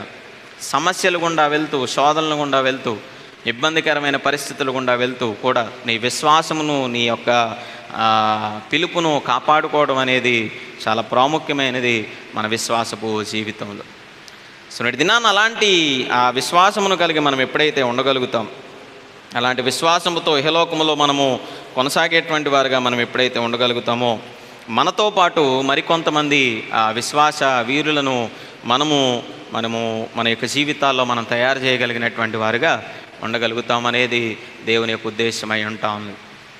సో వేదాంతము అనేది కేవలం భౌతికపరమైనటువంటి జ్ఞానముతో కూడినది కాదు, కానీ ఆ దైవ జ్ఞానాన్ని, దేవుని యొక్క జ్ఞానాన్ని పొందుకుంటూ, దేవుని యొక్క జ్ఞానాన్ని తెలుసుకుంటూ, ఆ జ్ఞానమును ఇతరులకు బోధిస్తూ అనేక మందిని దైవ మార్గంలో నడిపించడానికి ఒక గొప్ప సాధనగా ఈ యొక్క వేదాంత శాస్త్రము అనేది మనం చూస్తూ ఉంటా ఉన్నాం. సో ఇక్కడ ఉన్నటువంటి మనందరం కూడా దైవ జ్ఞానాన్ని పొందుకుంటున్నటువంటి వారు. దేవుని యొక్క వాక్యాన్ని మనందరం కూడా తెలుసుకుంటా ఉన్నాం, దేవుని వాక్యాన్ని మనందరం కూడా బోధిస్తూ ఉంటా ఉన్నాం, దేవుని వాక్యాన్ని మనందరం కూడా చదువుతూ ఉంటా ఉన్నాం. ఈ దేవుని జ్ఞానాన్ని మనం పొందుకున్నటువంటి ఈ యొక్క విశ్వాసపు జీవితాన్ని మరికొంతమందికి మనం తప్పనిసరిగా ప్రకటిస్తూ అనేక మందిని దేవుని కొరకు విశ్వాసులుగా ఇహలోకములో మనం చేసేటువంటి వారిగా ఉండాలి అనేది దేవుని యొక్క ఉద్దేశమై ఉంటా ఉన్నది. దైవ జ్ఞానం మనకు నేర్పించేది ఏంటి? దేవుని యొక్క సువార్త మనకు నేర్పించేది, లేదా ఒక సేవకుడు నేర్పించేదైనా, బైబిల్ గ్రంథం మనకు నేర్పించేదైనా ఏంటి అంటే, దేవుని జ్ఞానం అనేది మనకు దేవుడు చేసినటువంటి మేలులను గురించి, దేవుడు చేసినటువంటి కార్యాలను గురించి, దేవుడు చేస్తూ ఉన్నటువంటి అద్భుతాల గురించి మనకు నేర్పించేదిగా ఉంటుంది. ఈరోజు మనం నేర్చుకున్నటువంటి జ్ఞానము అనేది మరికొంతమంది విశ్వాసులను మనం తయారు చేసేటువంటి విధానాల్లోనికి నడిపించాలి అంటే మనం చేయాల్సినటువంటి ప్రాముఖ్యమైన పని, ఈరోజు మనం చదువుకున్నటువంటి యెహోషువ గ్రంథంలో 4వ అధ్యాయంలో యెహోషువతో దేవుడు తెలియజేస్తున్నటువంటి మాటలు అక్కడ మనం చూస్తూ ఉంటాం. యొర్దానును దాటుతా తుదముట్టించిన తరువాత దేవుడు యెహోషువకు ఒక బాధ్యతను అప్పగిస్తూ ఉంటా ఉన్నాడు. ఒక 12 మందిని, ఆ 12 గోత్రాల నుంచి 12 మందిని పిలిచి ప్రతి ఒక్క గోత్రానికి కూడా ఒక్కొక్క రాయినిచ్చి వాటిని నిలవబెట్టించు అని వాళ్ళకి తెలియజేస్తూ ఉన్నాడు. దేని కొరకు అంటే, దేవుడు చేసినటువంటి మేలును ఏం చేయమంటా ఉన్నాడంటే తరువాతి తరాలకు ఏం చేస్తూ ఉండాలంటే సాక్ష్యముగా తెలియజేసేటువంటి వారుగా ఉండాలి. దైవ జ్ఞానం అనేది, దేవుని యొక్క జ్ఞానం అనేది మనకి ఏం నేర్పించాలి ప్రతినిత్యం అంటే దేవుడు చేసినటువంటి మేలును నేర్పించేదిగా ఉండాలి. దేవుని యొక్క గొప్పతనాన్ని విశ్వాసికి నేర్పించేదిగా ఉండాలి. మనిషి యొక్క గొప్పతనాన్ని కాదు. నేను గొప్పవాడిని అనేటువంటి విధానంలో ఏ వ్యక్తి అయితే బోధిస్తాడో అది నిజమైనటువంటి బోధ కాదు అన్నాడు కూడా. ఇది నేను చేసినటువంటి కార్యం అని ఏ వ్యక్తి అయితే తెలియజేస్తాడో అది నిజమైనటువంటిది కాదు. నీ బోధ ఎప్పుడూ కూడా నువ్వు వినేటువంటి బోధ, నువ్వు వినేటువంటి జ్ఞానము, దైవ జ్ఞానం అనేది, దేవుని వాక్యం అనేది దేవుని యొక్క గొప్పతనాన్ని నీకు తెలియజేసేదిగా ఉండాలి ప్రతినిత్యము కూడా.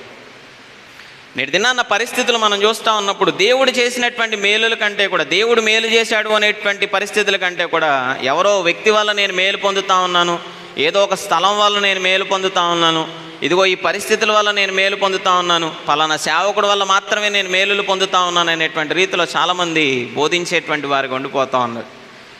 కానీ దైవ జ్ఞానం అనేది మనకు నేర్పించాల్సింది దేవుని మేలులను ప్రతి నిత్యము కూడా గుర్తు చేయాలి. దేవుని వాక్యానుసారమైనటువంటి రీతిలో ప్రతి ఒక్క విశ్వాసిని కూడా బలపరిచేదిగా ఉండాలి దైవ జ్ఞానం అనేది. యెహోషువకు తెలియజేస్తున్నటువంటి మాట అదే. ఆ రాయిని చూసినప్పుడల్లా వారికి జ్ఞాపకం చేసుకోవాల్సినటువంటి విషయం ఏంటి అనేది కింద వచనాల్లో మనం చూస్తూ ఉన్నప్పుడు 6వ వచనంలో, ఇక మీదట మీ కుమారులు ఈ రాళ్ళు ఎందుకని అడిగినప్పుడు మీరు యెహోవా మందసమును ఎదుట యోర్దాను నీళ్లు ఏకరాశిగా ఆపబడెను, అది యోర్దాను దాచుండగా యోర్దాను నీళ్లు ఆపబడను గనుక ఈ రాళ్ళు చిరకాలము వరకు ఇశ్రాయేలీయులకు జ్ఞాపకార్థముగా ఉండునని వారితో చెప్పవలను, అది మీకు ఆనవాలై ఉండును, అందుకే దీనిని చేయవలెను. సో దేవుడు చేసినటువంటి మేలును వారికి నిరంతరము కూడా జ్ఞాపకం ఉంచాలి అనేటువంటి ఉద్దేశముతో, దేవుడు చేసినటువంటి కార్యాన్ని వారికి నిరంతరము జ్ఞాపకం ఉంచాలి అనేటువంటి ఉద్దేశముతో దేవుడు ఏం చెప్తా ఉన్నాడంటే, ఆ రాతిని మీరు నిలవబెట్టాలి, ఆయన మీ జీవితాల్లో చేస్తున్నటువంటి మేలులు ఏంటో అనేది మీకు తెలియజేయాలి అని దేవుడు మాట్లాడుతూ ఉన్నాడు. సో ప్రతి నిత్యము కూడా దేవుని మేలులను ఏ వ్యక్తి అయితే జ్ఞాపకం చేసేటువంటి వాడుగా ఉండగలుగుతాడు, దేవుడు చేస్తున్నటువంటి కార్యాలను ఏ వ్యక్తి అయితే జ్ఞాపకం చేసేటువంటి వాడుగా ఉండగలుగుతాడు, తరువాతి తరాలకు తీసుకువెళ్ళేటువంటి వాడుగా ఉండగలుగుతాడు, దేవునికి మాత్రమే ప్రాధాన్యతనిస్తూ, దేవుని వాక్యానికి మాత్రమే ప్రాధాన్యతనిస్తూ, దేవుడు చేసినటువంటి మేలులకు మాత్రమే ప్రాధాన్యతనిస్తూ, ఒక మనిషికో ఒక వ్యక్తికో లేదా ఒక వ్యవస్థకో కాకుండా దేవునికి మాత్రమే ప్రాధాన్యతనిస్తూ ఏ వ్యక్తి అయితే ముందుకు వెళుతాడో ఆ వ్యక్తి ద్వారా దేవుని నామం అనేది మహిమపరచబడేదిగా ఉంటుంది. విశ్వాసులను ఇంకను తయారు చేసేటువంటి విధానం అనేది మనం చూడగలుగుతూ ఉంటాం. జ్ఞాపకం చేసుకోవాలి ప్రతి నిత్యము కూడా. దైవ జ్ఞానం అనేది దేవుని మేలులను మనకు జ్ఞాపకం చేయాలి ప్రతి నిత్యము కూడా. ఏ వ్యక్తి అయితే దేవుని మేలులను జ్ఞాపకం చేసుకుంటాడో ఆ వ్యక్తి విశ్వాసములో బలపడేటువంటి వాడుగా ఉండగలుగుతాడు. అందుకే నిర్గమాకాండంలో కూడా మనం చూస్తూ ఉన్నప్పుడు ఇశ్రాయేలీయులను ఆ యొక్క పస్కా బలిని ఆచరించమని చెప్తా ఉన్నాడు. దేని కొరకు అంటే ఇశ్రాయేలీయులను ఐగుప్తు బానిసత్వం నుంచి బయటకు దేవుడు తీసుకొచ్చినటువంటి దాన్ని జ్ఞాపకం చేసుకుంటూ. నిర్గమాకాండంలో 12వ అధ్యాయం 1 నుంచి 28వ వచనాల వరకు ఆ మాటలు మనం చూస్తూ ఉంటాం. దేవుడు ఇశ్రాయేలీయులను ఏ రీతిగా అయితే బయటకు తీసుకొచ్చాడు, ఏ రీతిగా వారిని విడిపించాడో తెలియజేస్తూ, మరో కొంతమంది విశ్వాసులను తయారు చేయాలి. దేవుడు చేసినటువంటి మేలు మర్చిపోయి తరము ఆగిపోయేటువంటిదిగా ఉండకూడదు. ఏ కార్యమైనప్పటికీ ఇది కేవలం దేవుని చిత్తమైనటువంటి విషయాన్ని తెలియజేయడానికి ఆ కార్యాన్ని, పస్కా బలిని ఆచరించమని, దేవుని చేసినటువంటి విడుదలకు సూచనగా ఆచరించమని వారికి ఆజ్ఞాపిస్తూ ఉన్నటువంటి విధానాన్ని మనం చూస్తూ ఉన్నాం. అలాగే నూతన నిబంధనలోనికి వచ్చేటప్పటికి ఈ యొక్క లార్డ్ సప్పర్ అనేది మనం వింటా ఉన్నాం. పరిశుద్ధ సమభక్త ఆరాధన, యేసు క్రీస్తు చేసినటువంటి ఆ గొప్ప త్యాగానికి, సాక్రిఫైస్కి నిదర్శనంగా అది మనం జ్ఞాపకం చేసుకుంటూ మన ద్వారా అనేక మందికి తెలియజేస్తూ అనేక మందిని దేవుని మార్గంలో నడిపించడానికి, విశ్వాసాలను సిద్ధపాటు చేయడానికి దాని సూచనగా చేయమని కొరింథీయులకు రాసిన పత్రికలో కావచ్చు లేదా లూకా సువార్త 22వ అధ్యాయంలో 19 నుంచి 20 వచనాల్లో నన్ను జ్ఞాపకము చేసుకున్నటకై దీనిని చేయుడని చెప్తా ఉన్నాడు. విశ్వాసాలను మనం తయారు చేయాలి అంటే మన గురించి మనం గొప్ప చెప్పుకోవడం కాదు, దేవుడు చేసినటువంటి మేలులను ఎదుటివారికి చెప్పేటువంటి వారుగా ఉండాలి. దేవుని చేసినటువంటి మేలును గురించి అనేక మందికి సాక్ష్యాన్ని తెలియజేసేటువంటి వారుగా ఉండాలి. నేటి దినాన్న సంఘాలు వారి యొక్క గొప్పలను చెప్పుకునేటువంటి రీతిలోనికి వెళ్ళిపోతా ఉన్నాయి తప్ప దేవుని యొక్క ఘనతను, దేవుడు చేసినటువంటి మేలులను విడిచిపెట్టేస్తున్నటువంటి వారుగా ఉండిపోతూ ఉన్నారు. నేటి దినాన్న సంఘాల్లో అనేక మంది భక్తులను చూస్తూ ఉన్నాం, కానీ శిష్యులుగా అనేక మంది మార్చబడలేకపోతా ఉన్నారు, దేవుని కొరకు ఒక బలమైనటువంటి సాక్షులుగా ఉండలేకపోతా ఉన్నారంటే కారణం మనిషి మీద, ఒక వ్యక్తి మీద ఆధారపడేటువంటి పరిస్థితులు నేటి దినాన్న సంఘాల్లో తయారైపోతూ ఉంటా ఉన్నాయి. సువార్తను ప్రకటించడం మానివేసి, సువార్త విధానాన్ని విడిచిపెట్టి, దేవుని యొక్క కార్యాలను చెప్పడం మానివేసి, సాక్ష్యమును చెప్పడం మానివేసి, ప్రజలకు తర్వాతి తరాలకు దేవుని యొక్క గొప్పతనాన్ని, దేవుని యొక్క మేలును వివరించడం మానేసి, మనుషుల యొక్క మేలును, మనుషుల యొక్క గొప్పతనాన్ని ప్రకటించేటువంటి విధానాల్లోనికి నేటి దినాన్న సంఘము, సమాజము వెళ్ళిపోతూ ఉంటా ఉన్నది.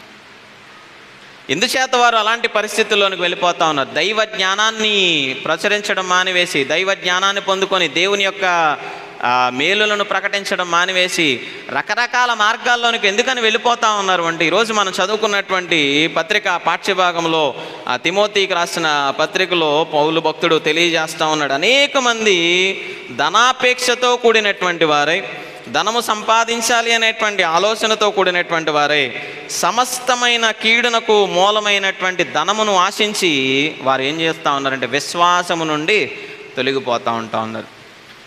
తమ స్వార్థాల కోసం, తమ సొంత ఆలోచనల కోసం, తమ సొంత సంతోషాల కోసం దేవుని వాక్య విరుద్ధమైనటువంటి విధానాల్లో సంఘాన్ని నడిపిస్తున్నటువంటి వారు అనేక మంది కనబడుతూ ఉంటా ఉన్నారు. మాట్లాడకూడనటువంటి మాటలు, ఎదుటివారిని కించపరిచేటువంటి మాటలు, ఎదుటి మతస్థులను కించపరిచేటువంటి మాటలు, ఈ 2-3 మాటలు మాట్లాడితే మనం పెద్ద ఫేమస్ అయిపోతాం, 10 మంది నన్ను పిలుస్తారు అనేటువంటి ఆలోచనే తప్ప దానివల్ల సామరస్యం అనేది కోల్పోతూ ఉన్నాం.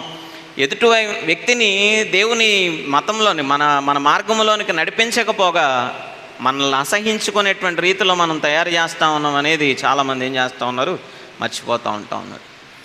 పౌలు భక్తుడు అందుకే చాలా చక్కగా వారిని గద్దిస్తూ ఉంటా ఉన్నాడు. 3వ వచనంలో, 6వ అధ్యాయం 3వ వచనంలో ఉంటుంది, ఎవడైనను మన ప్రభు అయిన యేసు క్రీస్తు యొక్క హితవాక్యములను, దైవభక్తికి అనుగుణ్యమైన బోధను అంగీకరింపక భిన్నమైన బోధ ఉపదేశించిన ఎడల వాడేమియు ఎరుగక తర్కములను గూర్చియు వాగ్వాదములను గూర్చియు వ్యర్థముగా ప్రయాసపడుచు గర్వాంధుడగును. వీటి మూలముగా అసూయ, కలహము, దోషణలు ఏమవుతూ ఉన్నాయంట, పెరిగిపోతూ ఉంటా ఉన్నాయి. అవమానాలు కలుగుతూ ఉన్నాయి, దోషణలు కలుగుతూ ఉన్నాయి, వాగ్వివాదాలు పెరిగిపోతూ ఉంటా ఉన్నాయి. డిబేట్ పెట్టుకుందావురా అంటాడు, నువ్వు మాట్లాడితే నేను మాట్లాడలేనా అంటూ ఉంటాడు. అసలు దేవుని యొక్క వాక్యం మనకు బోధిస్తూ ఉంది, మన శత్రువునైనా కూడా ప్రేమించమని. నేను తిడతా ఉన్నాడంటే నీ శత్రువాడు, వాడిని ప్రేమించేటువంటి స్థితి మనకు ఉండాలి. నీ వాక్యానికి విరుద్ధంగా నీ యొక్క దేవుని తిడతా ఉన్నాడు అంటే అతను నీ శత్రువే, అయినా ఆ శత్రువును ప్రేమించమని దేవుని వాక్యం సెలవిస్తూ ఉంది, అని వాగ్వివాదాలు సృష్టించుకోమని కాదు. సువార్త అనేది అనేక మందికి అందించాలి, అనేక మందిని దేవుని మార్గంలోనికి తీసుకురావాలి అంటే మనం చేయాల్సింది గొడవలు, కలహాలు, ఎదుటి మతస్థులను కించపరిచేటువంటి విధానాలు కాదు. కానీ ఈ వేదాంత శాస్త్రము తెలియజేస్తున్నటువంటి విధానము పరిస్థితులకు అనుగుణంగా జాగ్రత్తగా ప్రవర్తించేటువంటి వారుగా ఉండాలి. పాము వలె తెలివి కలిగి ఉండాలి, పావురం వలె పరిశుద్ధంగా జీవించాలి. అది సువార్త ఎదుటివారికి చేర్చాలి అంటే మనం చేయాల్సినటువంటి పని. నేటి దినాన దైవ జ్ఞానము అనేది విశ్వాసాలను తయారు చేసేటువంటి రీతిగా కాకుండా, అనేక మందిని దేవుడంటే ఎరగనటువంటి వారిని కూడా దేవుని దగ్గరికి తీసుకొచ్చేటువంటి రీతిగా కాకుండా, కొంతమంది వారి స్వార్థముతో, వారి యొక్క సొంత స్వలాభాలతో వ్యర్థమైనటువంటి వివాదాలకు వెళ్తూ లాభ సాధన కొరకు, వారి సొంత సంతోషాల కొరకు వారి జీవితాల్లో వారి వక్రమమైనటువంటి మార్గాల్లో వెళ్తూ ప్రేమతోనూ, సంతోషముతోనూ, సాత్వికముతోనూ, ఓర్పుతోనూ సంపాదించడానికి ప్రయత్నం చేయాల్సినటువంటి వాళ్ళు కలహాలతో, గొడవలతో, వ్యర్థమైనటువంటి మాటలతో దేవుని వాక్యాన్ని వారికి అనుకూలమైనటువంటి రీతిలో మార్చుకుంటూ ఈ లోకంలోనికి తీసుకెళ్తా ఉన్నారు చాలామంది. దైవ జ్ఞానము కోపముతో కూడినది కాదు. దైవ జ్ఞానము ఆవేశాన్ని, కోపాన్ని చూపించేది మాత్రము ఏమాత్రము కూడా వాగ్వివాదాలు కోరుకునేది కాదు. నన్ను తర్కించాలి, వారితో గొడవ పడాలి అని చెప్పేది కాదు దైవ జ్ఞానం. ఎంతవరకు మూర్ఖునకు మనం ఎంత చెప్పినప్పటికీ కూడా ఆ మూర్ఖునితో మనం మాట్లాడేటువంటి మాట మనకు నష్టాన్ని కలిగిస్తుంది తప్ప దానివల్ల ప్రయోజనం అనేది ఉండదు. సువార్త ప్రకటించడం మన యొక్క బాధ్యత. ఆ సువార్తను ఓర్పుతో ప్రకటించాలి, ఆ సువార్తను ప్రేమతో ప్రకటించాలి, ఆ సువార్తను సాత్వికముతో ప్రకటించాలి, ఆ సువార్తను సమాధానంతో ప్రకటించాలి కానీ కోపాలతోనూ ద్వేషాలతోనూ కాదు. అందుకే ఈ 11వ వచనంలో ఉంటుంది కదా, దైవజనుడా నీవైతే వీటిని విసర్జించి. వేటిని అంటే ఆ 10 వచనాల్లో అనేకమైన విషయాలు తెలియజేస్తూ ఉన్నాడు. వాటన్నింటినీ కూడా విసర్జించి దేవుని యొక్క సన్నిధానం వట్టి మాటలకు దూరంగా ఉంటూ దేవుని వైపుకు అనేక మంది విశ్వాసులను నడిపించడానికి ప్రతి ఒక్క విశ్వాసి, ప్రతి ఒక్క సేవకుడు ప్రయత్నం చేసేటువంటి వాడుగా ఉండాలి. అది కేవలం ఈ యొక్క తర్ఫీదు వల్ల మాత్రమే మనం సాధించగలుగుతాం. ఏ సంఘం అయితే ఆ తర్ఫీదును పొందుకున్నటువంటి సేవకుడిని కలిగి ఉంటుందో, ఏ సంఘం అయితే అటువంటి జ్ఞానవంతుడైనటువంటి ఆ సేవకుడిని కలిగి ఉండగలుగుతుందో, ఆ సంఘము జాగ్రత్తగా ఎటువంటి తర్కాలకు, ఎటువంటి గొడవలకు, ఎటువంటి కలహాలకు దూరంగానూ ఉంటుంది.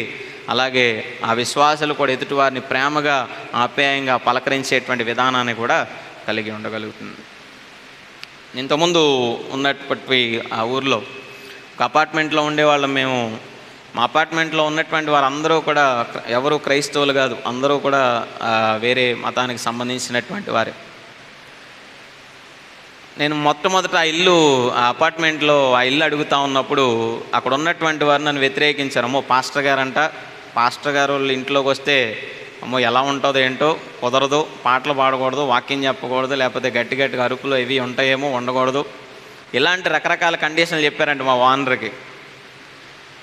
2-3 నెలల తర్వాత అనుకుంటా నేను ఇంట్లో ప్రార్థన పెట్టుకుంటే, మా అమ్మ చనిపోయిందనో ఏదో ఆ చనిపోయిన రోజున ఎప్పుడో ప్రార్థన పెట్టుకుంటే వాళ్ళందరూ వచ్చి నాతో పాటు కూర్చున్నారు మా ఇంట్లో. ఆ ప్రార్థనకి పిలవగానే వాళ్ళందరూ వచ్చి ప్రార్థనలో మాతో పాటు కలిసి ఆ ప్రార్థనలో ఉండేవారు. నేను ఎప్పుడైనా లేకపోయినా, లేదా నేను ఎప్పుడైనా ఎటన్నా వెళ్ళినా, మా నాన్నగారు ఇంట్లో ఒక్కళ్ళే ఉంటే నేను ఫోన్ చేసి ఒక మాట చెప్తే వెంటనే ఏం కావాలంటే తీసుకెళ్ళి ఇంట్లో ఇస్తూ ఉండేటువంటి వారు. సో వాళ్ళు కూడా ఏదన్నా ఈ ఫంక్షన్లు లేకపోతే వారి పండగలు ఏవైనా జరుగుతూ ఉన్నప్పుడు ఏదో ఒకటి తీసుకొచ్చేస్తూ ఉండేవారు. ముందుగానే చెప్పేవారు, ఇంకో ముందే వండేటప్పుడే మేము తీసేసాము, మేము అక్కడ పెట్టలేదు, ముందే మీకోసం సపరేట్గా తీసుకొచ్చి ఇస్తూ ఉన్నామని. మనం తిన్నామా తినలే అనేది తర్వాత విషయం, కానీ వాళ్ళు ప్రేమతో ఇస్తూ ఉన్నప్పుడు ఆ ప్రేమగా దాన్ని తీసుకొని మాత్రం ముందు ఇంట్లో పెట్టేది పాస్టమ్ గారైనా నేనైనా. తినటం తినకపోవడం అనేది నెక్స్ట్ సెకండరీ, కానీ ముందే మనం ఏం చేస్తూ ఉంటాం చాలాసార్లు, అబ్బే మా పాస్టర్ గారు తినొద్దన్నాడండి, అమ్మో మీ ఇంటికి భోజనానికి మా పాస్టర్ గారు వెళ్ళొద్దన్నాడండి, మీ అయ్యో రాళ్ళకి రప్పలకి పెడతా ఉంటారంట కదా, మమ్మల్ని రావద్దన్నాడండి అని కలహము కలిగించేటువంటి మాటలతో ఎదుటివారిని బాధ పెట్టేటువంటి పరిస్థితులు మనం కలిగిస్తూ ఉంటాం. అసలు ఎదుటి మతస్థుడిని ముందుగానే మనం కించపరుస్తూ ఉంటే రేపటి దినాన్న దేవుని యొక్క గొప్పతనాన్ని అతను ఎలా తెలుసుకోగలుగుతాడు? ముందే మనం అతని యొక్క మనోభావాలను దెబ్బతినేటువంటి రీతిలో మనం మాట్లాడుతూ ఉంటే ఎలా అతను మార్చబడగలుగుతాడు? అక్కడ ఉన్నటువంటి వారందరూ ఒకప్పుడు నన్ను వద్దనుకున్నవారే, అమ్మో పాస్టర్ గారు వస్తే ఎలా ఉంటుంది అని అనుకున్నటువంటి వారే. కానీ వాళ్ళ పిల్లలు ఎగ్జామ్స్ అయితే నా దగ్గరకు వచ్చి ప్రార్థన చేయించుకొని వెళ్ళమని, ఒరే అనిల్ అనే దగ్గరికి వెళ్ళి ప్రార్థన చేయించుకో అని పంపించేవారు. వాళ్ళ ఇంట్లో ఎవరైనా అనారోగ్యంగా ఉంటే పిలిచి ప్రార్థన చేయించుకునేవారు, చర్చిలో ప్రార్థన చేయమని కోరుకునేవారు. వాళ్ళ ఇంట్లో ఏదైనా పరిస్థితి బాగోకపోతే అక్కడ చర్చికి వచ్చి ప్రార్థన చేయించుకొని అక్కడ కానుకేసి వెళ్తూ ఉండేటువంటి వారు. సో పౌలు భక్తుడు తిమోతికి నేర్పిస్తున్నటువంటి పాఠం అదే. ఒక వ్యక్తిని దేవుని దగ్గరికి నువ్వు నడిపించాలి అంటే కలహంతో కాదు, కోపంతో కాదు, ఎదుటివారితో వాగ్వివాదాలకు నీ దేవుడు గొప్ప అంటే నా దేవుడు గొప్ప అనేటువంటి వాగ్వివాదాలతో, తర్కములతో కాదు, కానీ ఓర్పుతోనూ, సహనముతోనూ, సాత్వికముతోనూ, ప్రేమతోనూ విశ్వాసులను మనం ఏం చేస్తూ ఉండాలి? సంపాదించుకునేటువంటి వారిగా ఉండాలి. సో దైవ జ్ఞానముతో మన జీవితాల్లో మనం చేయాల్సినటువంటి పని అది. సో తిమోతికి దేవుడు తెలియజేస్తున్నటువంటి రీతిగా, తిమోతిని దేవుడు పౌలు ద్వారా హెచ్చరిస్తున్నటువంటి రీతిగా, యెహోషువాకి దేవుడు తెలియజేస్తున్నటువంటి రీతిగా, దేవుడు చేసినటువంటి మేలులను ఏ కుటుంబం అయితే ప్రకటించేదిగా ఉండగలుగుతుంది. ఇది కేవలం దేవుని కార్యమని, దేవుడు చేసినటువంటి మేలును ఏ కుటుంబం అయితే ప్రకటిస్తుందో, ఏ వ్యక్తి అయితే ప్రకటిస్తాడో ఆ వ్యక్తి అనేక మంది విశ్వాసులను ఇహలోకంలో తయారు చేయగలిగేటువంటి వాడిగా ఉండగలుగుతాడు. మన చుట్టూ అనేకమైనటువంటి మతాల వారు ఉంటా ఉన్నారు, మన చుట్టూ అనేకమైన సంస్కృతుల వారు ఉంటా ఉన్నారు, అనేకమైనటువంటి ఆచార వ్యవహారాలు కలిగినటువంటి వారు ఉంటూ ఉన్నారు.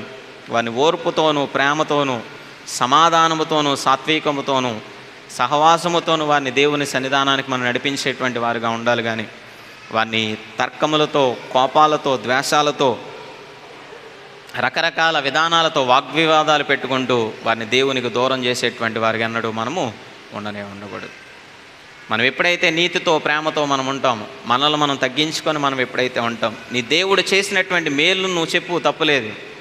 కానీ ఎదుటి వారిని కించపరిచేటువంటి విధానంలో కాదు. నా దేవుడు గొప్పవాడు అనేది మంచిదే, నీ దేవుడు చెడ్డవాడు, నా దేవుడే గొప్పవాడు అనేది మాత్రం ఎదుటివాడు అంగీకరించలేడు అన్నడికి కూడా. నీ దేవుని గొప్పతనాన్ని నీ జీవితంలో చేసినటువంటి మేలుల ద్వారా నువ్వు ప్రకటిస్తూ ఉంటే అతనే నీ దేవుని దగ్గరకు వచ్చేటువంటి వాడిగా ఉంటాడు. దాని కొరకు ఎదుటివాడిని తిట్టాల్సినటువంటి అవసరం లేదు, ఎదుటి మతస్థులను కించపరచాల్సినటువంటి అవసరం లేదు. ఎదుటివాడిని కించపరిస్తేనే వారు దేవుని దగ్గరకు వస్తారు అంటే అది అసాధ్యమైనటువంటి పని. ఇంకా నీ దేవుని మందిరానికి దూరం అయిపోయేటువంటి వారుగా ఉంటూ ఉంటారు. ప్రతిరోజు ఈ మార్గంలో వెళ్ళేటువంటి వాళ్ళు చాలామంది పెద్ద పెద్ద బొట్లు పెట్టుకుంటారు వాళ్ళందరూ, కానీ ఇటువైపు తిరిగి ఇలా దండం పెట్టుకొని వెళ్తూ ఉంటారు. చర్చ్ ఓపెన్ చేసి ఉంటే లోపలికి వచ్చి ప్రార్థన చేసుకొని వెళ్తూ ఉంటారు వాళ్ళందరూ కూడా. సో వాడిని ప్రేమతో స్వీకరించేటువంటి వారుగా ఉండే, తీసేసిరా అని అంటే ఇంకొకసారి వాడు రాడు, మళ్ళీ ఇటువైపు చూడడు. ఒకసారి మామూలుగా వచ్చినటువంటి వ్యక్తి ఇంకొకసారి ఆ నమ్మకంతో దేవుని వైపు తిరిగేటువంటి వ్యక్తిగా మార్చబడగలుగుతుంది తప్పనిసరిగా. అందుచేత చుట్టూ ఉన్నటువంటి వారితో ప్రేమ కలిగి జీవించేటువంటి వారుగా ఉండాలి. దైవ జ్ఞానము మన హృదయాల్లో ప్రేమను పెంచేదిగా ఉండాలి, కానీ కోపాన్ని కాదు అన్నాడు కూడా.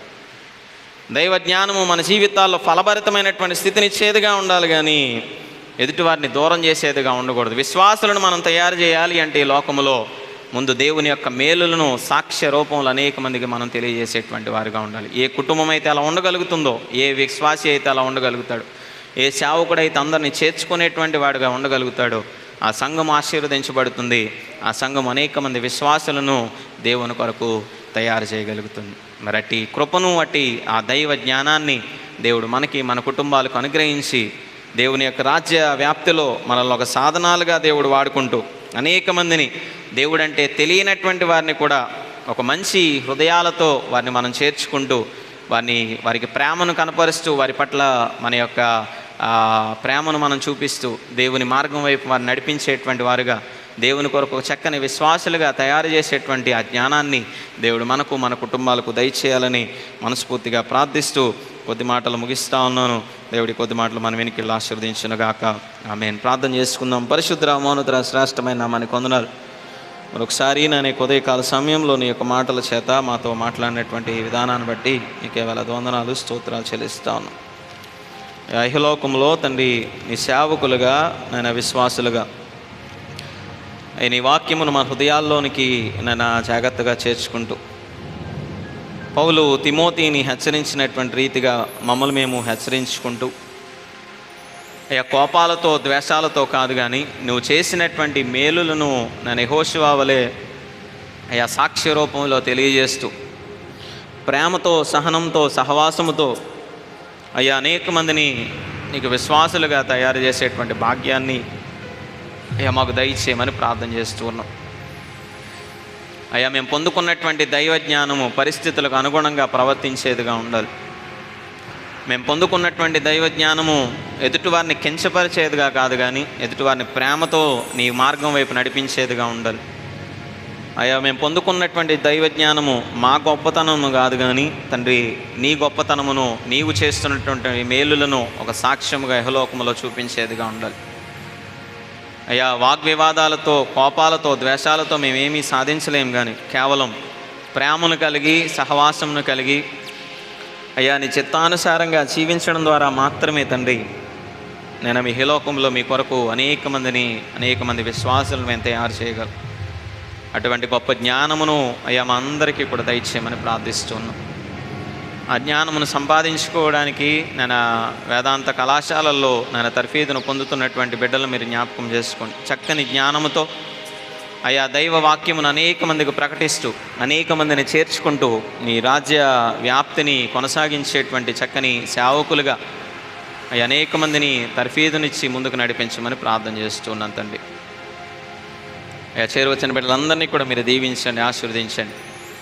ఎత్తబడిన వాక్యము మా అందరి హృదయాల్లో కూడా ఫలింపజేసి నూరంతల ప్రతిఫలాలతో నింపమని ఆశీర్వదించమని మా ప్రియుడు రక్షకుడైన యేసుక్రీస్తు వారి నామంలో ప్రార్థించి అడిగి వేడుకుంటున్నాం తండ్రి. ఆమేన్.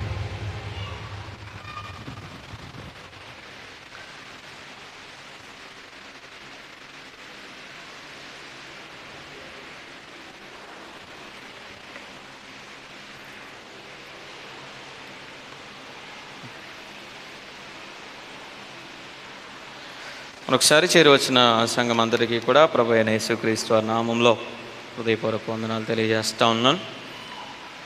దేవాలయపు మిగులు నిధులు 33,119 రూపాయలు.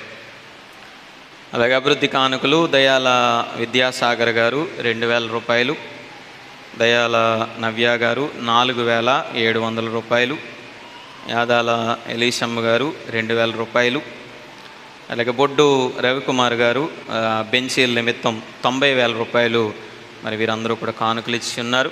మరి వీరి కుటుంబాల కొరకు మరి వారి కుటుంబాలకు దేవుడు చక్కని ఆశీర్వాదాలను, దేవుడు తన యొక్క దీవెనలు దయచేయాలని మనస్ఫూర్తిగా ప్రార్థిస్తూ ఉన్నాను. వారందరికీ కూడా పేరు పేరున నా పక్షముగా సంఘపక్షముగా ప్రత్యేకమైనటువంటి వందనాలు, దేవుని యొక్క దీవెనలు తెలియజేస్తూ ఉన్నాను. మరి మీ ముందు నా 8 బెంచెస్ అనేవి ఏర్పాటు చేయడం జరిగింది. అలాగే 4 టేబుల్స్ ఉన్నాయి. మరి గడిచినటువంటి ఈస్టర్ సమయంలో ఈ బెంచీల నిమిత్తం సహకారం అందించారు డీసీ గారి యొక్క కుటుంబ సభ్యులు, అలాగే అజయ్ నాయుడు గారు, అలాగే సంఘంలో వచ్చినటువంటి కొంత అమౌంట్, వీటన్నిటితో కలిపి యొక్క 8 బెంచీలు అలాగే 4 టేబుల్స్ అనేవి మనం చేయించడం జరిగింది. మరి ఒకరోజు బంటితో చెప్పినప్పుడు బంటిని బొడ్డు సంపత్ని వాళ్ళ బాబాయ్ గారు మరి అడగడం జరిగిందంట, బెంచీలు చేయిస్తా ఉన్నారంట కదా, నేను కూడా ఆ బెంచీలు ఇస్తాను అని చెప్పి ఆ రోజే చెప్పడం జరిగింది. కానీ దానికి ఒక్కొక్క బెంచీకి ఎంత అవుతుంది అనేది అప్పటికొక ఎస్టిమేషన్ అనేది లేదు మనకి. సో అందుచేత నేను అయిన వెంటనే నేను తెలియజేస్తాను అని చెప్పినప్పుడు మరి ఆ బెంచీకి ఎంత అవుతుంది అనేది చెప్పగానే వెంటనే ఆ రోజే 3 బెంచీల నిమిత్తం మరి వారి కుటుంబ పక్షంగా 90,000 రూపాయలు బొడ్డు రవికుమార్ గారు మరలా ఇవ్వడం జరిగింది. మరి వారికి, వారి కుటుంబానికి, అలాగే మరి చక్కగా వారితో మాట్లాడి మధ్యలో ఉండి సహకరించినటువంటి బంటికి సంపత్కి, వారి కుటుంబానికి కూడా సంఘమందరి పక్షంగా ప్రత్యేకమైన వందనాలు, దేవుని యొక్క దీవెనలు తెలియజేస్తూ ఉన్నాను. ఒక్కొక్క బెంచీకి వచ్చి 30,000 రూపాయలు మరి అది ఖరీదు అవుతూ ఉన్నది. అది ఒక్కొక్కటి 8 అడుగుల లెంగ్త్ ఉంటుంది. అందులో చాలా ప్రాముఖ్యంగా కొన్ని ప్రాముఖ్యమైనటువంటి విషయాలు ఆ బెంచీలో ఉంటా ఉన్నాయి. అందుచేతనే ఆ కాస్ట్ అనేది పెరుగుతుంది. మొక్కలుగా అతికిస్తే కనుక తక్కువలో అవుతుంది. చాలామంది అనుకుంటూ ఉండొచ్చు 15,000కి వచ్చేస్తుంది కదా, 20,000కి వచ్చేస్తుంది కదా అని అనుకుంటూ ఉండవచ్చు. సో దానికి వీటికి ఉన్నటువంటి తేడా అంటే 15,000, 20,000కి వచ్చేసి అలాగే ఒక కొన్ని సంవత్సరాలకి పాడైపోయేవి కంటే. కానీ ఇందులో ఉన్నటువంటిది ఏంటంటే ప్రతిదీ కూడా ఏక మొక్కలు, అంటే కట్టింగ్లు కాదు, అవేమి అతుకులు అయితే కానే కాదు.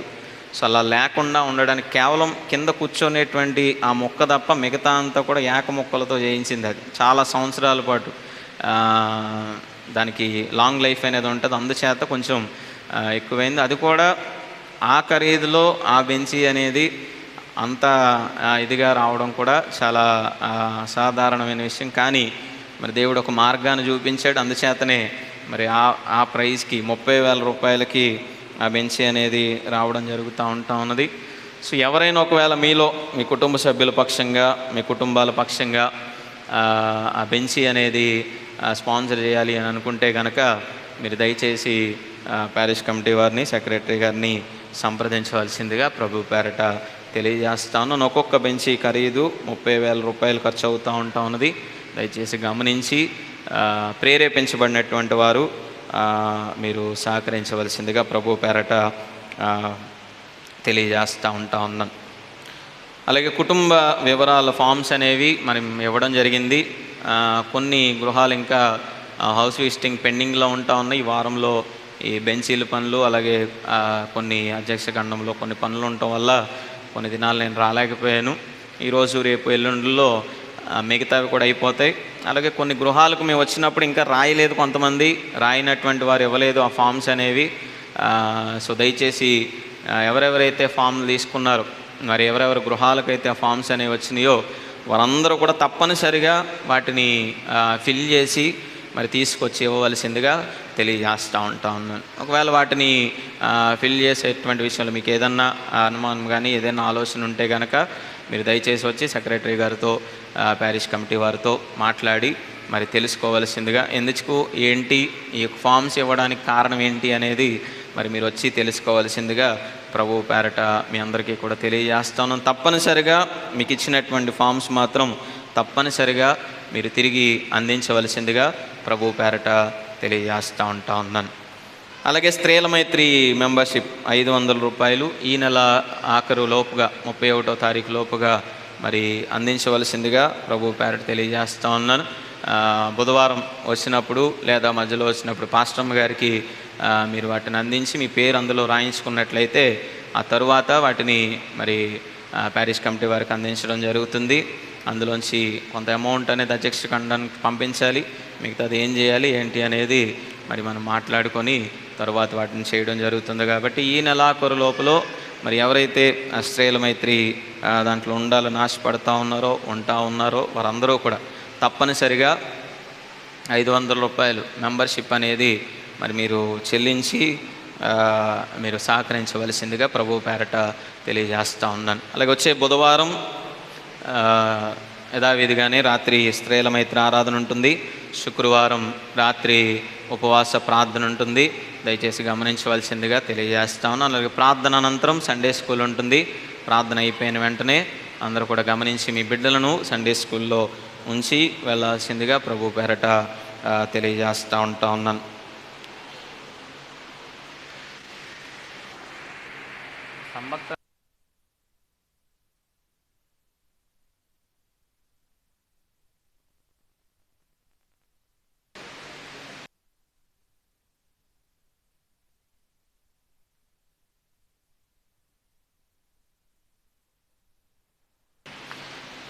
అలాగే పరిశుద్ధ సమభక్త ఆరాధన రేపు 3వ ఆదివారం ఉండదు, 4వ ఆదివారం ఉంటుంది. వచ్చే ఆదివారం సినైడ్ ఆఫీస్కి వెళ్తూ ఉన్నాం, చెన్నై వెళ్తూ ఉన్నాం మోడరేటర్ ఎలక్షన్స్ నిమిత్తం. మరి అందుచేత ప్రార్థన అవగానే బయలుదేరాలి. అందుచేత వచ్చే ఆదివారాన్ని 4వ ఆదివారం పరిశుద్ధ సమభక్త ఆరాధన ఉంటుంది. అందరూ కూడా గమనించి రేపు వచ్చే ఆదివారానికి సిద్ధపడి రావద్దు, పై ఆదివారానికి సిద్ధపడి రావాల్సిందిగా ప్రభు పేరట మీ అందరికీ కూడా తెలియజేస్తూ ఉన్నాను. ప్రార్థన చేద్దాం. ఈ యొక్క కుటుంబాల నిమిత్తం, బెంచీల నిమిత్తం సహకరించినటువంటి కుటుంబాల నిమిత్తం, అలాగే అభివృద్ధి కానుకలు ఇచ్చినటువంటి కుటుంబాల నిమిత్తం చిన్న ప్రార్థన చేద్దాం. పరిశుద్ధ మౌనతర శ్రేష్టమైన మనకి వందనాలు స్తోత్రాలు చెల్లిస్తా ఉన్నాను దేవా. మరొకసారి నేను యొక్క ఉదయకాల సమయంలో నీ సన్నిధానంలో నేను నిలవడానికి నీవు ఇచ్చిన ధన్యతను బట్టి వందనాలు. ముఖ్యంగా దేవాలయ అభివృద్ధి నిమిత్తం నేను సహకారం అందిస్తున్నటువంటి బిడ్డలను బట్టి వందనాలు. వారిచ్చినటువంటి కానుకలు మీరు దీవించండి, ఆశీర్వదించండి. దయాల విద్యాసాగర్ గారిని బట్టి ప్రార్థిస్తూ ఉన్నాం. వారు ఇచ్చినటువంటి కానుకలు మీరు దీవించండి, నన్ను నూరంతర ప్రతిఫలాలతో నింపండి. మరి కుమార్తె నాన్న నవ్య గారు ఇచ్చినటువంటి నాన్న కానుకను బట్టి ప్రార్థిస్తూ ఉన్నాం. నన్ను వారిని వారి కుటుంబాలను మీరు దీవించి ఆశీర్వదించి ఆ కుటుంబంలో నేను నూరంతల ప్రతిఫలాలతో రెట్టింపైనటువంటి దీవెనలతో ఆ బిడ్డలు మీరు నింపమని నడిపించమని ప్రార్థన చేస్తున్నాను తండ్రి. అలాగే ఆదాల అలీషమ్మ గారిని బట్టి ప్రార్థిస్తున్నాం. వారిని వారి కుటుంబాన్ని మీరు దీవించండి, వారి కుటుంబాన్ని ఆశీర్వదించండి. వారు ఇచ్చినటువంటి కానుకలు మీరు దీవించండి, 30 60 ఈ బిడ్డల యొక్క కానుకలను మీరు ఆశీర్వదించి దీవించమని ప్రార్థిస్తున్నాం. అలాగే తండ్రి బొడ్డు రవికుమార్ గారిని బట్టి వారి కుటుంబాన్ని బట్టి ప్రార్థిస్తున్నాం. అయ్యా వారిని మీరు ప్రేమించి ఆశీర్వదించి అయ్యా వారికి ఇచ్చినటువంటి తలంపును బట్టి ప్రోత్సాహం బట్టి వందనాలు స్తోత్రాలు. దేవాలయంలో యొక్క బెంచీలు చేయిస్తూ ఉన్నారని తెలిసినప్పుడు ఆ బిడ్డలు ఎంతగానో ప్రోత్సాహాన్ని అందించినటువంటి విధానాన్ని బట్టి వందనాలు. తెలియజేసిన వెంటనే తండ్రి ఆ బెంచీల నిమిత్తం బిడ్డలు కానుకను పంపించి ఉన్నారు. వారిని వారి కుటుంబాన్ని మీరు దీవించండి. వారు ఇచ్చినటువంటి దానికంటే నూరంతల ప్రతిఫలాలు రెట్టింపైనటువంటి దీవెనలు అయ్యా రవికుమార్ గారికి వారి కుటుంబానికి అయ్యా మీరు అనుగ్రహించమని ప్రార్థన చేస్తూ ఉన్నాం. అయ్యా వీటి నిమిత్తం సహకారం అందించినటువంటి బంటిని కూడా జ్ఞాపకం చేసుకుని వారి కుటుంబాన్ని కూడా మీరు దీవించండి తండ్రి. నీ యొక్క పరిచర్యలో ఇంకనూ ఈ యొక్క బెంచీస్ అనేకమైనవి కావాల్సి ఉంటూ ఉన్నాయి. మరి సంఘం అంతటిని కూడా మీరు ప్రేరేపించండి. ప్రేరేపించబడినటువంటి బిడ్డలు ముందుకు రావడానికి త్వరలోనే ఈ యొక్క పనిని పూర్తి చేసుకోవడానికి కూడా మీ సహాయాన్ని దయచేయమని ప్రార్థన చేస్తున్నాను తండ్రి. మరొకసారి చేరువచ్చిన ప్రతి ఒక్క బిడ్డను పేరు పేరున మీ జ్ఞాపకం చేసుకోండి. ముందు వీటి నిమిత్తం సహకారం అందించినటువంటి కుటుంబాలను కూడా మీరు జ్ఞాపకం చేసుకోండి. వారి కుటుంబాలను కూడా మీరు దీవించి ఆశీర్వదించమని మరొకసారి చేరువచ్చిన బిడ్డలందరినీ కూడా మీ చేతుల్లో పెడుతూ నీవే మహిమ ఘనత ప్రభావం పొందుకొనమని మా ప్రియుడు రక్షకుడైన యేసుక్రీస్తు వారి నామంలో ప్రార్థించి అడిగి వేడుకొనుచున్నాం తండ్రి. ఆమేన్.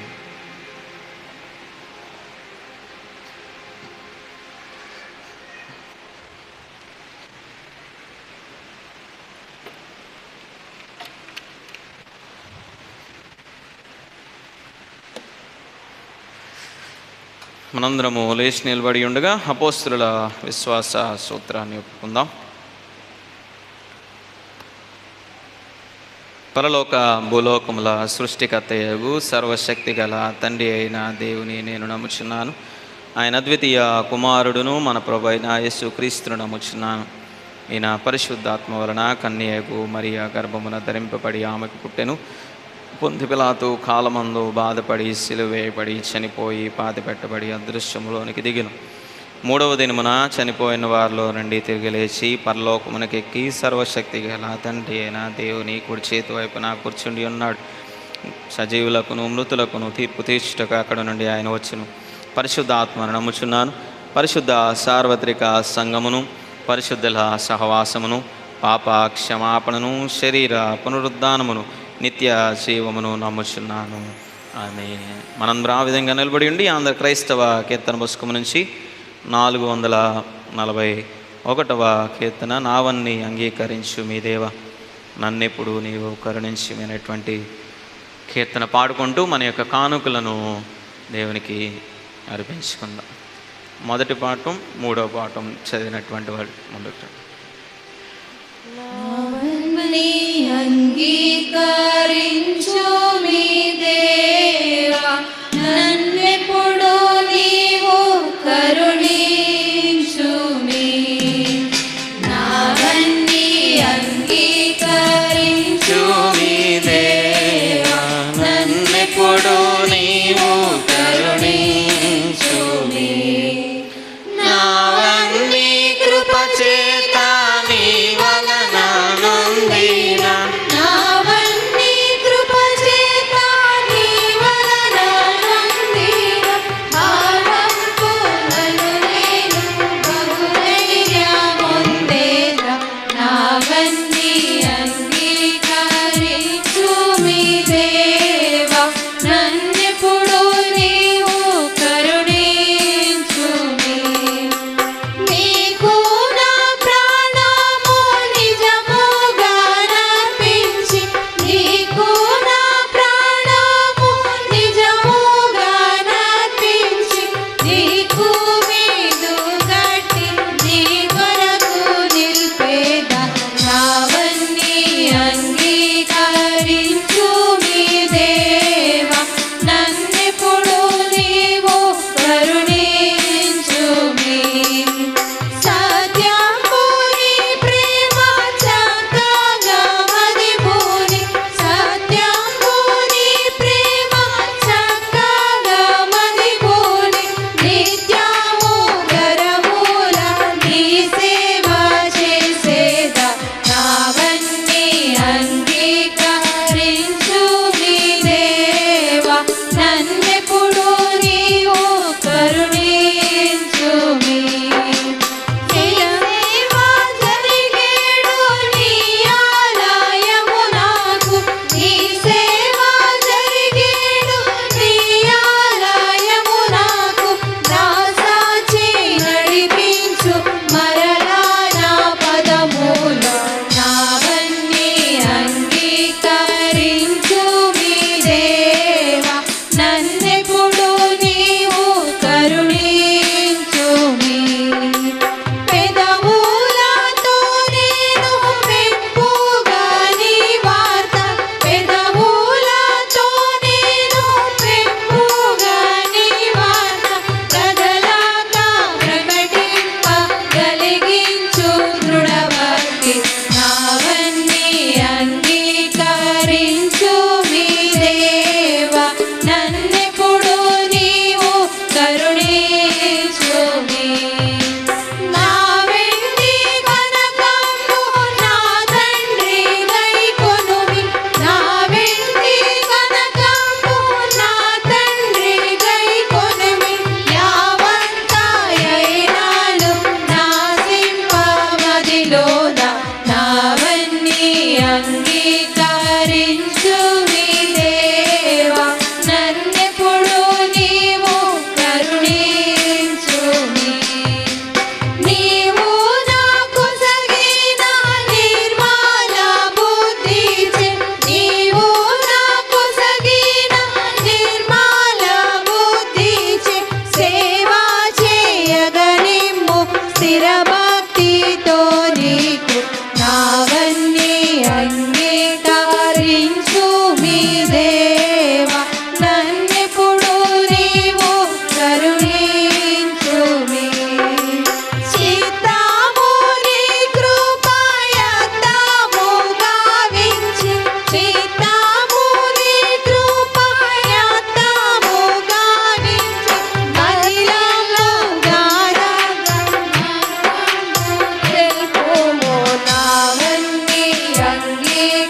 అంగీకరించు మీ దేవా నన్నెప్పుడు నీవు కరుణించుమి హృదయంబు నీకిత్తు సదనంబు గావించి హృదయంబు నీకిత్తు సదనంబు గావించి పదిలంబుగా దాని పట్టి కాపాడుము నావన్నీ అంగీకరించు మీ దేవా నన్నెప్పుడు నీవు కరుణించుమి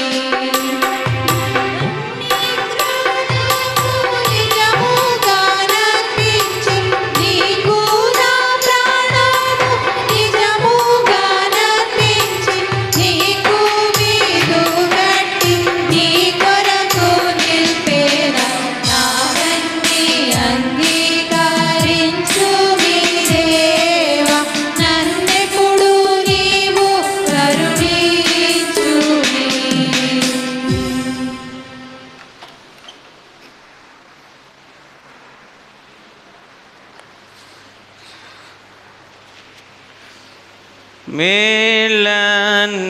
మేలనీచు దేవుని స్తుతించు సర్వ సృష్టియు నూతించు మోక్ష సైన్యము పితృపుత్ర శుద్ధాత్మల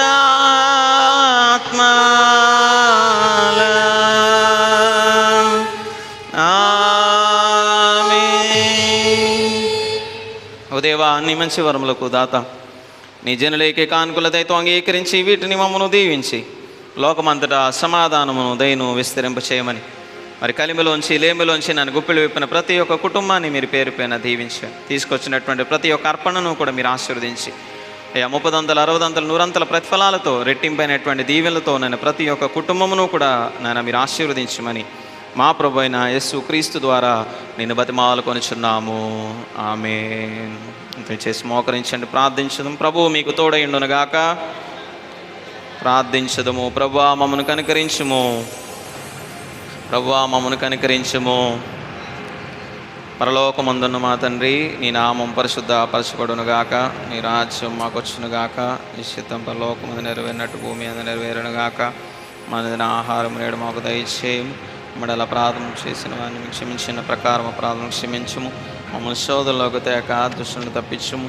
అందుకనగా రాజ్యము శక్తి మహిమ నిరంతరము నీవెన్నావు తండ్రి. ఆమేన్. ఓ ప్రభువా నీ కృప మాకు కనపరచుము. ఓ ప్రభువా మా పరిపాలకులను నడిపింపుము. నీ సేవకులకు నీతిని ధరింపు చేయుము. ఓ ప్రభువా నీ జనులను రక్షించుము. ఓ ప్రభువా మా కాలమందు సమాధానము దయచేయుము. ఓ దేవా మా హృదయములను పవిత్రపరచుము. ఇది మనకు ఏర్పాటు చేయబడిన సంగ్రహ ప్రార్థన. జీవము గల దేవ, మా ఉనికి మూలం మీరై ఉన్నందుకు మేము నిన్ను స్తుతించున్నాము. నీ వాక్యమును సందర్భానుసారంగా అర్థం చేసుకోవడానికి మరియు మా జీవిత స్థితిగతులకు తగిన విధముగా అన్వయించుకోవడానికి మాకు దైవ జ్ఞాన విద్య సహాయపడుతున్నందులకు మీకు వందనములు. ప్రజలను విశ్వాసులుగా మరియు వారి పిలుపునకు నిబద్ధులై ఉండునట్లు చేయుటకు నీ ఆత్మ మార్గనిర్దేశము ద్వారా దైవ జ్ఞాన విద్యను అభ్యసించున్న విద్యార్థులను వారి ఉపాధ్యాయులను బలపరచుమని నీతోనూ పరిశుద్ధాత్మతోనూ ఏకదేవుడై నిత్యము జీవించుచు ఏలుచు మధ్యవర్తి అయిన యేసు క్రీస్తు నామములో ప్రార్థించున్నాము. ఆమేన్. సమాధానము కొరకైన సంగ్రహ ప్రార్థన. సమాధానకర్తవును ఐకమత్య ప్రియుడువైన ఓ దేవా, నేను ఎరుగటే మాకు నిత్య జీవము, నిన్ను సేవించటే పూర్ణ స్వాతంత్ర్యము. నిజముగానే శరణ జోచి ఉన్న వినయ సేవకులమైన మేము ఏ విరోధుల బలమునకు భయపడకుండానట్లు మా శత్రువుల ప్రయత్నములన్నింటిలో నుండి నీ మమ్మల్ని తప్పించి యేసు క్రీస్తు బలము వల్ల కాపాడుము. ఆమేన్. కృప కొరకైన ప్రార్థన. ఓ ప్రభువా మా పరలోకపు తండ్రి, ఈ దినారంభం వరకు మమ్మను క్షేమముగా తెచ్చిన సర్వశక్తి గల నిత్యుడగు దేవ, నేడు నీ మహాశక్తి చేత మమ్మను కాపాడి మేము ఏ పాపములో పడకుండాను ఏ విధమైన ఉపద్రవములో చిక్కుకొనకుండాను నీ దృష్టికి యుక్తమైనది ఎల్లప్పుడూ చేయులాగన మా పనులన్నీ నీ పరిపాలన చేత జరపబడినట్లు మా ప్రభు అయిన యేసు క్రీస్తు ద్వారా దయచేయము. ఆమేన్. ప్రార్థన చేసుకుందాం. తలలు వంచినట్లయితే ప్రార్థన చేసుకుందాం. పరిశుద్ధ మౌనతర శ్రేష్టమైన మనకొందనాలు స్తోత్రాలు చెల్లిస్తాను.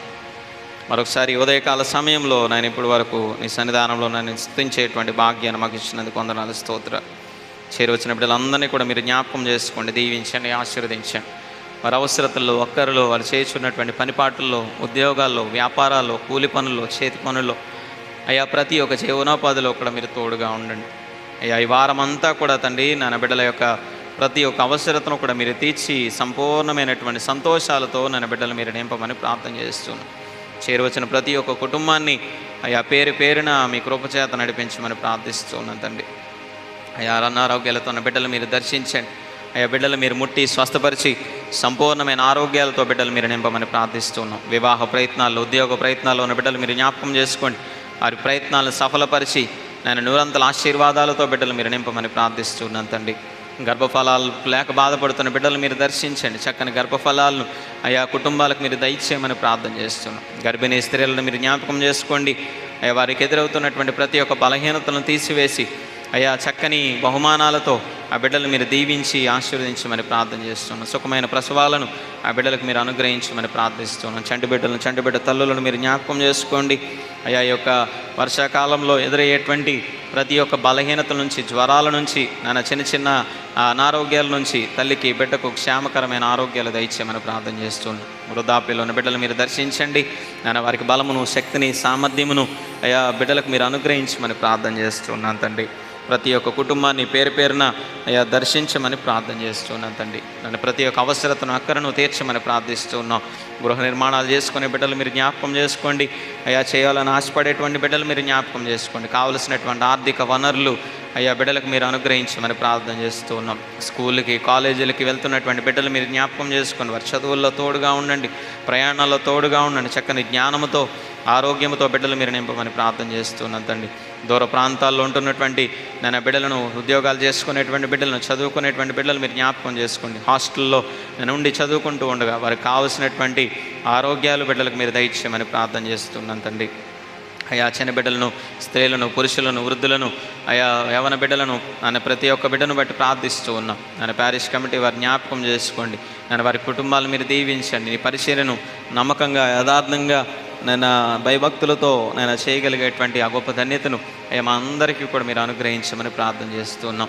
చేరువచ్చిన ప్రతి ఒక్క కుటుంబాన్ని పేరు పేరున మీ చేతుల్లో పెడుతూ నీ చిత్తమైతే, నీకు ఇష్టమైతే మరొక ఆదివారం మేమందరం కూడా కలుసుకొని పర్యంతం నీ కృప, కాపుదల, కనుదృష్టి మా పైన, మా కుటుంబాలపైన, చేరువచ్చిన ప్రతి ఒక్క కుటుంబం పైన ఉంచి నూరంతల ప్రతిఫలాలతో, రెట్టింపైనటువంటి దీవెనలతో అయ్యా ఈ కుటుంబాలందరినీ కూడా మీరు నింపమని, నడిపించమని, కాపాడమని త్వరలో రానైన నజరేయుడైన యేసుక్రీస్తు వారి నామములో ప్రార్థించి అడిగి వేడుకొంచున్నాము తండ్రి. ఆమేన్. మన ప్రభు అయిన యేసుక్రీస్తు కృపయు, దేవుని యొక్క ప్రేమయు, పరిశుద్ధాత్మయ కన్యోన్య సహవాసము, సమాధానము, దీవెన కూడిన మనకును సకల పరిశుద్ధులకును చేరువచ్చిన ప్రతి ఒక్క కుటుంబానికి ఇప్పుడు ఎల్లప్పుడు తోడయుండి సదా దీవించి ఆశీర్వదించి కాపాడునుగాక.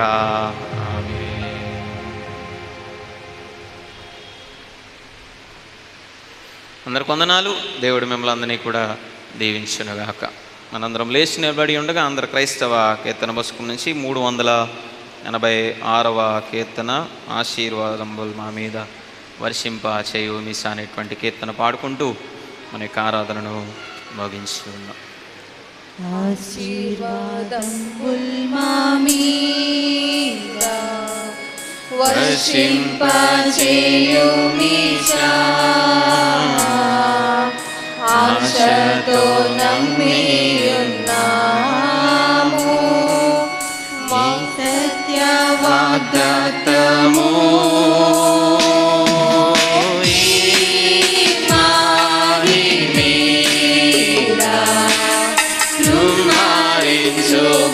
దేవా బ్రహ్మార ప్రేమ వర్షము బ్రహ్మారించుము దేవా. ఓ దేవా పంపించవయ్యా నీ దీవెన ధారల, మాదా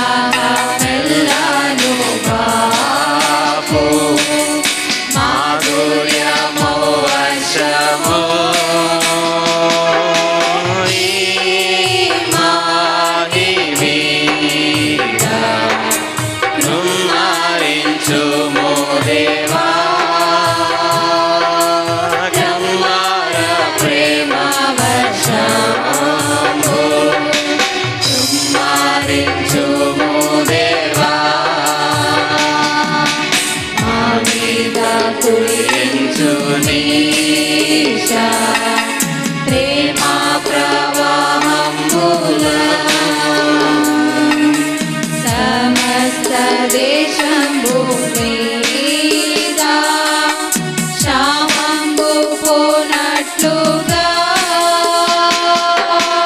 ఈ మాహి మీద కృమ్మరించుము దేవా బ్రహ్మర ప్రేమ వర్షము కృమ్మరించుము దేవా ఈనాడే వర్షింపు మీశా నీ నిండు దివెనల నీ నామమందున